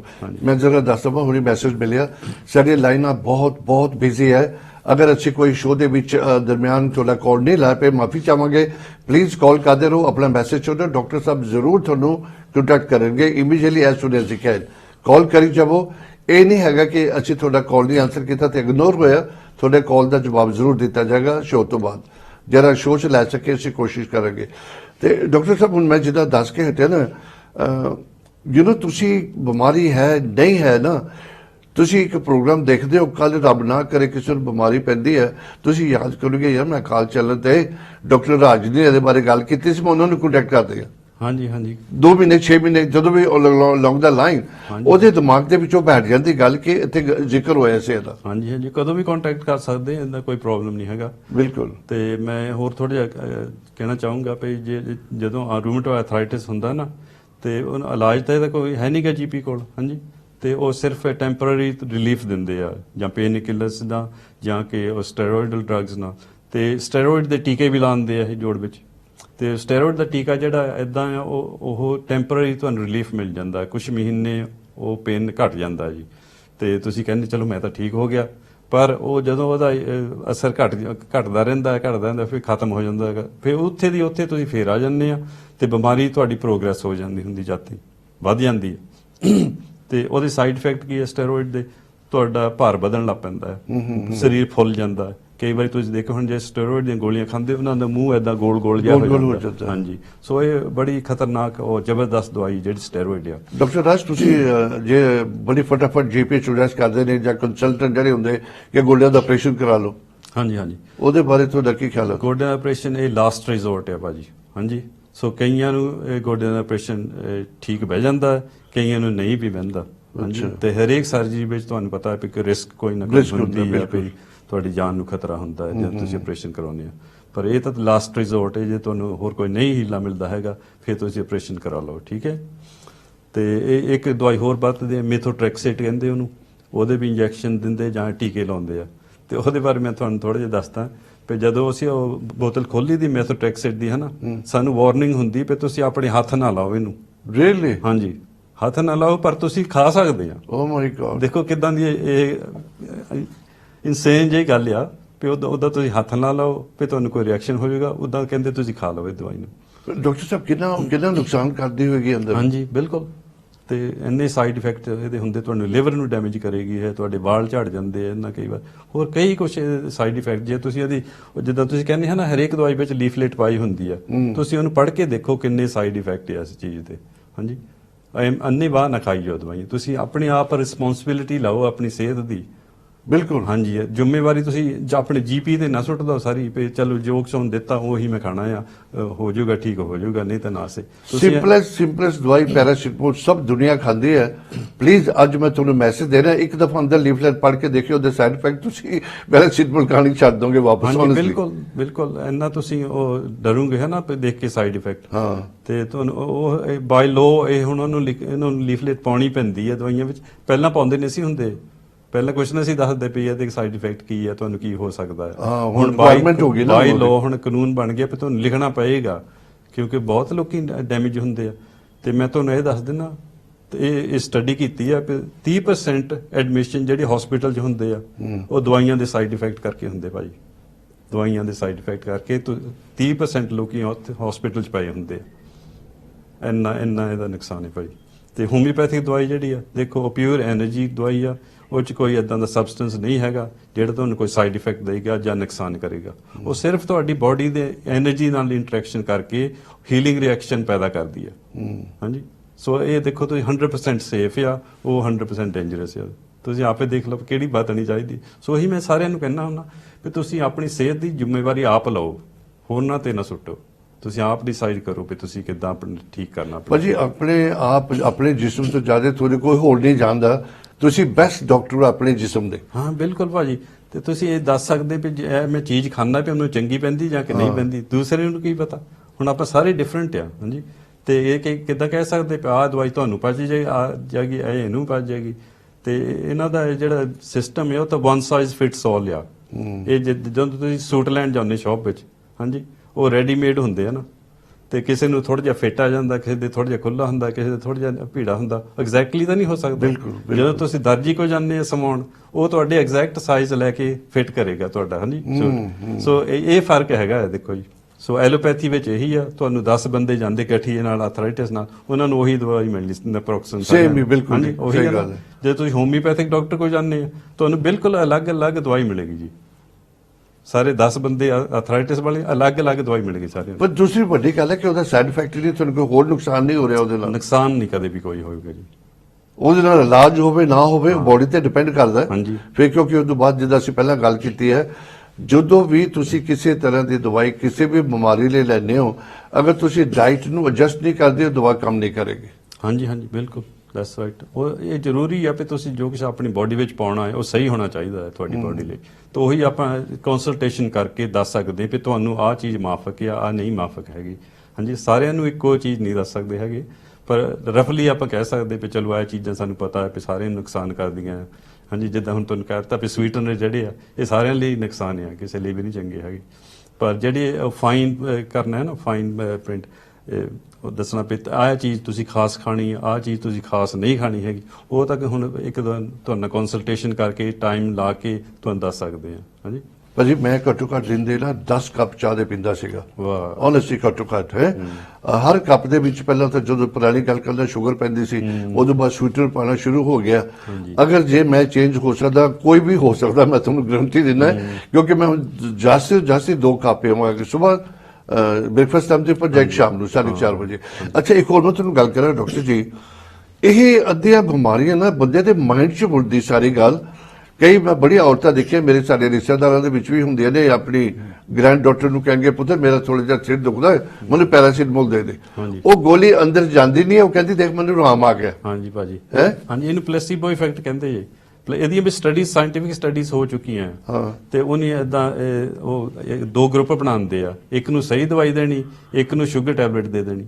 ਹਾਂਜੀ, ਤੇ ਉਹਨਾਂ ਨੂੰ ਪਤਾ ਨਹੀਂ ਹੁੰਦਾ ਵੀ ਕਿਹਨੂੰ ਦਿੱਤੀ ਆ, ਨਾ ਉਹਨਾਂ ਨੂੰ ਖਾਣ ਵਾਲਿਆਂ ਨੂੰ ਪਤਾ ਹੁੰਦਾ, ਨਾ ਟੈਸਟ ਕਰਨ ਵਾਲਿਆਂ ਨੂੰ ਪਤਾ ਹੁੰਦਾ। ਡਬਲ ਬਲਾਈਂਡ ਸਟੱਡੀ ਕਹਿੰਦੇ ਇਹਨੂੰ। ਤੇ ਉਹ ਪਲੇਸੀਬੋ ਇਫੈਕਟ, ਫਿਰ ਉਹ ਦੇਖਦੇ ਵੀ ਜਿਹਨਾਂ ਨੂੰ ਸ਼ੂਗਰ ਦਿੱਤੀ ਸੀ ਉਹਨਾਂ ਚੋਂ ਕਈ ਉਹਨਾਂ ਚੋਂ ਵੀ ਠੀਕ ਹੋ ਜਾਂਦੇ ਆ। ਹਾਂਜੀ, ਸੋ ਮਾਈਂਡ ਤੁਹਾਡਾ ਬੜੀ ਸਟਰੋਂਗ ਚੀਜ਼ ਆ। ਜੇ ਤੁਹਾਡਾ ਵਿਸ਼ਵਾਸ ਹੈਗਾ ਆ, ਫੇਥ ਆ ਵੀ ਇਹ ਮੈਨੂੰ ਸਹੀ ਬਹੁਤ ਵਧੀਆ ਦਵਾਈ ਦੇ ਰਹੇ, ਉਹਦੇ ਦੱਸਦੇ ਹੁੰਦੇ ਵੀ ਤੁਹਾਨੂੰ ਇਹ ਨਵੀਂ ਦਵਾਈ ਨਿਕਲੀ ਹੈ, ਬਹੁਤ ਵਧੀਆ ਦਵਾਈ ਆ, ਉਹ ਚੋਂ ਕਈ ਲੋਕੀ ਉਹ ਸ਼ੂਗਰ ਟੈਬਲੇਟ ਨਾਲ ਹੀ ਠੀਕ ਹੋ ਜਾਂਦੇ ਜੀ। ਡਾਕਟਰ, ਮੈਂ ਤੁਹਾਨੂੰ ਹਕੀਕਤ ਦੀ ਗੱਲ ਦੱਸਦਾ, ਜਿਹੜੇ ਮੈਨੂੰ ਜਿਨ੍ਹਾਂ ਦੀ ਗੱਲ ਕਰਦਾ ਉਹਨਾਂ ਨੂੰ ਪਤਾ ਲੱਗ ਜਾਏ ਮੈਂ ਕਿਹਦੀ ਗੱਲ ਕਰਦਾ। ਇੱਕ ਲੇਡੀ ਨੂੰ ਬੜੀ ਆਦਤ ਸੀਗੀ, ਪੋਤੀ ਨੂੰ ਕਹਿੰਦੇ ਨਾ ਮੈਨੂੰ ਪੈਰਾਸੀਟਾਮੋਲ ਦੇ ਬਹੁਤ ਆਦਤ ਪੈ ਗਈ ਸੀ, ਤੇ ਉਹਨਾਂ ਨੇ ਕਿਹਾ ਕਿ ਨਾ ਦਿਆ ਕਰੋ, ਨੁਕਸਾਨ ਕਰੇਗਾ। ਲੇਕਿਨ ਉਹਨੂੰ ਆਰਾਮ ਨਹੀਂ ਸੀ ਆਉਂਦਾ ਜਦ ਤੱਕ ਪੈਰਾਸੀਟਾਮੋਲ ਸੀ ਦਿੰਦੇ, ਮਾਈਂਡ ਦੇ ਵਿੱਚ ਸੀਗਾ ਉਹਦਾ। ਉਹਨੂੰ ਉਹਨਾਂ ਨੇ ਸਲਾਹ ਕੀਤੀ, ਉਹਨੂੰ ਨਾ ਉਹਦੀਆਂ ਮਿੱਠੇ ਦੀਆਂ ਜਿੱਦਾਂ ਟਿਕ ਟੈਕ ਹੁੰਦੀ ਜਾਂ ਕੋਈ ਏਦਾਂ ਦੀ ਗੋਲੀ ਹੁੰਦੀ ਨਾ, ਉਹਨੂੰ 2 ਗੋਲੀਆਂ ਉਹ ਦੇ ਦਿੱਤੀਆਂ। ਮੈਡੀਸਿਨ ਨਹੀਂ ਸੀਗੀ ਉਹ, ਉਹਨੇ ਪਾਣੀ ਦੇ ਨਾਲ ਉਹ ਗੋਲੀ ਲਿੱਤੀ। 10 ਮਿੰਟਾਂ ਬਾਅਦ ਕਹਿੰਦੀ ਦੇਖਿਆ ਪੁੱਤਰ ਮੈਨੂੰ ਫਰਕ ਪੈ ਗਿਆ। ਹੈ, ਉਦੋਂ ਸਾਰੇ ਹੱਸਣ ਲੱਗ ਗਏ। ਇਹ ਇੱਕ ਤੇ ਨਾ ਜਿਹੜਾ ਮਾਈਂਡ ਹੈ ਨਾ ਤੁਹਾਡਾ, ਉਹ ਬੜਾ ਕੰਟਰੋਲ ਕਰਦਾ ਤੁਹਾਡੇ ਮਾਈਂਡ ਦੇ ਵਿੱਚ। ਬੜੀ ਪਾਵਰਫੁਲ ਚੀਜ਼ ਹੈ ਭਾਜੀ ਮਾਈਂਡ। ਇਹ ਮੈਂ ਤੁਹਾਨੂੰ ਜਦੋਂ ਆਪਾਂ ਦੂਸਰਾ ਪ੍ਰੋਗਰਾਮ ਕੀਤਾ ਸੀ ਨਾ, ਦੱਸਿਆ ਵੀ ਤੁਹਾਡੇ ਇਮੋਸ਼ਨਸ ਜਿਹੜੇ ਆ ਉਹ ਕਿੱਦਾਂ ਇਫੈਕਟ ਕਰਦੇ ਆ। ਸੋ ਇਹ ਆਰਥਰਾਈਟਿਸ ਸ਼ੁਰੂ ਕਿੱਦਾਂ ਹੁੰਦਾ ਹੈ ਨਾ, ਤੇ ਇਹ ਵੀ ਉੱਥੇ ਕੰਮ ਆ ਜਾਂਦਾ ਹੈ ਵੀ ਇਮੋਸ਼ਨਸ ਤੇ ਨੰਬਰ 1 ਹੁੰਦਾ ਆ। ਕਿਸੇ ਨੂੰ ਬਹੁਤ ਸ਼ੌਕ ਲੱਗਾ ਕਿਸੇ ਗੱਲ ਦਾ, ਕੋਈ ਮੌਤ ਹੋ ਗਈ ਘਰ ਵਿੱਚ, ਉੱਥੋਂ ਅੱਛਾ ਉਹਦੇ ਨਾਲ ਵੀ ਹੋ ਜਾਂਦਾ, ਉੱਥੇ ਬਿਮਾਰੀ ਸ਼ੁਰੂ ਉੱਥੋਂ ਹੋ ਜਾਂਦੀ ਹੈ ਭਾਜੀ। ਹੌਲੀ ਹੌਲੀ ਹੌਲੀ ਹੌਲੀ ਵੱਧਦੀ ਰਹਿੰਦੀ ਹੈ। ਫਿਰ ਕਹਿੰਦੇ ਹੁਣ ਤੈਨੂੰ ਆਰਥਰਾਈਟਿਸ ਹੋ ਗਿਆ। ਜਾਂ ਕਿਸੇ ਨੂੰ ਬੈਡ ਨਿਊਜ਼ ਮਿਲੀ, ਹਾਂਜੀ, ਤੇ ਉਹਦਾ ਸਾਹ ਰੁਕ ਗਿਆ ਉਹਦੇ ਨਾਲ, ਸ਼ੌਕ ਨਾਲ। ਹਾਂਜੀ, ਤੇ ਉਹ ਹੁਣ ਤੁਹਾਨੂੰ ਐਸਤਮਾ ਹੋ ਗਿਆ। ਹਾਂਜੀ, ਉਹ ਸ਼ੌਕ ਤੋਂ ਇਦਾਂ ਦੀਆਂ ਬਿਮਾਰੀਆਂ ਪੈਦਾ ਹੋ ਜਾਂਦੀਆਂ। ਹਾਂਜੀ, ਕਿਸੇ ਨੂੰ ਬਹੁਤ ਕਰੋਧ ਆਇਆ ਵੀ ਮੇਰੇ ਨਾਲ ਇਹ ਨਹੀਂ ਗਲਤ ਕੀਤਾ, ਮੇਰੇ ਨਾਲ ਬੇਇਨਸਾਫ ਕੀਤਾ, ਤੇ ਉਹ ਗੁੱਸੇ ਨਾਲ ਹੀ ਬੰਦਾ ਬਿਮਾਰ ਹੋ ਜਾਂਦਾ ਹੈ। ਹੌਲੀ ਹੌਲੀ ਉਹਦਾ ਕੋਈ ਹੋਰ ਬਿਮਾਰੀ ਚਮੜੀ ਤੇ ਆ ਜਾਂਦੀ ਆ। ਇਹਦਾ ਵੈਦਰ ਨਾਲ ਕਿਉਂ ਫਰਕ ਪੈਂਦਾ ਸਮਰ ਵਿੰਟਰ ਦੇ ਵਿੱਚ? ਹਾਂਜੀ, ਵੈਦਰ ਨਾਲ ਫਰਕ ਪੈਂਦਾ ਭਾਜੀ ਇਦਾਂ ਵੀ ਆਪਣੀ ਆਪਣੀ ਤਸੀਰ ਹੁੰਦੀ ਸਾਡੀ। ਕਈਆਂ ਦੀ ਬਾਜ ਦੀ ਤਸੀਰ ਹੁੰਦੀ ਆ, ਉਹਨਾਂ ਨੂੰ ਡੈਂਪ ਮੌਸਮ ਜਿਹੜਾ ਹੈ, ਠੰਡਾ ਮੌਸਮ ਉਹ ਚੰਗਾ ਨਹੀਂ, ਬਿਹਤਰ ਹੈਗਾ। ਤੇ ਉਹ ਫਿਰ ਜਦੋਂ ਇਦਾਂ ਦੀਆਂ ਕਈ ਬਾਏ ਵਾਲੀਆਂ ਫੂਡਸ ਖਾਂਦੇ ਆ ਹਨਾ, ਤੇ ਉਹਨਾਂ ਦੇ ਜੋੜ ਦੁਖਣ ਲੱਗ ਪੈਂਦੇ ਆ। ਜਦੋਂ ਬਾਰਿਸ਼ ਪੈਂਦੀ ਆ ਉਹ ਸਹਿ ਨਹੀਂ ਸਕਦੇ ਹੈਗੇ, ਉਹਨਾਂ ਨੂੰ ਪਤਾ ਲੱਗ ਜਾਂਦਾ ਵੀ ਹੁਣ ਬਾਰਿਸ਼ ਪੈਣੀ ਆ, ਕਈਆਂ ਨੂੰ ਫਿਰ ਉਹਨਾਂ ਦੇ ਗੋਡੇ ਦੁਖਣ ਲੱਗ ਪੈਂਦੇ ਆ। ਸੋ ਇਹ ਬਾਈ ਦੀ ਤਸੀਰ ਜਿਹੜੀ ਆ ਉਹਨਾਂ ਨੂੰ ਇਹ ਫਰਕ। ਭਾਜੀ ਐਕਸਰਸਾਈਜ਼ ਯੋਗਾ ਨਾਲ ਫਰਕ ਪੈ ਸਕਦਾ? ਹਾਂਜੀ, ਯੋਗਾ ਬਹੁਤ ਬਿਹਤਰ ਆ। ਜਿੰਨਾ ਵੀ ਤੁਹਾਡੇ ਐਕਸਰਸਾਈਜ਼ ਕਰ ਹੁੰਦੀ, ਜਿੰਨਾ ਵੀ ਯੋਗਾ ਕਰ ਹੁੰਦਾ, ਅੰਗ ਪੈਰ ਹਿਲਾਓ ਜ਼ਰੂਰ, ਇੱਕ ਥਾਂ ਨਾ ਬੈਠੇ ਰਹੋ। ਕਹਿੰਦੇ ਹੁੰਦੇ ਨੇ ਜਿਹੜਾ ਬਹਿ ਗਿਆ ਉਹ ਰਹਿ ਗਿਆ। ਬਹੁਤ ਸਹੀ ਗੱਲ ਹੈ। ਹਾਂਜੀ, ਸੋ ਜੇ ਤੁਸੀਂ ਤੁਰਦੇ ਫਿਰਦੇ ਰਹਿੰਦੇ ਜੋੜਾਂ ਨੂੰ ਫਿਰ ਵੀ ਵਰਤੇ ਹੀ ਜਾਓ, ਬੇਸ਼ੱਕ ਦਰਦ ਹੁੰਦਾ ਫਿਰ ਵੀ ਉਹਨਾਂ ਨੂੰ ਵਰਤੋ। ਹਾਂਜੀ, ਫਿਰ ਤੁਸੀਂ ਠੀਕ ਰਹੋਗੇ, ਤੁਹਾਡੇ ਜੋੜ ਪੈਰ ਜਿਹੜੇ ਆ ਉਹ ਜੁੜੂਗੇ ਨਾ। ਭਾਜੀ ਇਹ ਤਾਂ ਸਿੰਪਲ ਗੱਲ ਹੈ। ਅਸੀਂ ਵਾਪਸ ਕਾਰਾਂ ਵੱਲ ਐਗਜ਼ਾਮਪਲ ਦਿੰਦੇ ਆ।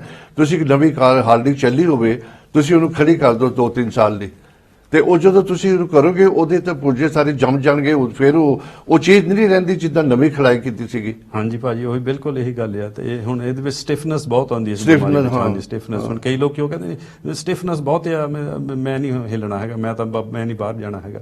ਪਰ ਜਿੰਨਾ ਤੁਸੀਂ ਉਹਨੂੰ ਵਰਤੋਗੇ ਉਨੀ ਸਟਿਫਨੈਸ ਘਟੂਗੀ। ਹਾਂਜੀ, ਚਲੋ ਜੋਕ ਨਹੀਂ ਮੈਂ ਕਰਦਾ ਪਿਆ, ਜਿੱਦਾਂ ਡਾਕਟਰ ਰਾਜ ਕਹਿੰਦੇ ਨੇ ਕਿ ਤੁਸੀਂ ਹੱਥ ਮੂੰਹ ਹਿਲਾਇਆ ਕਰੋ।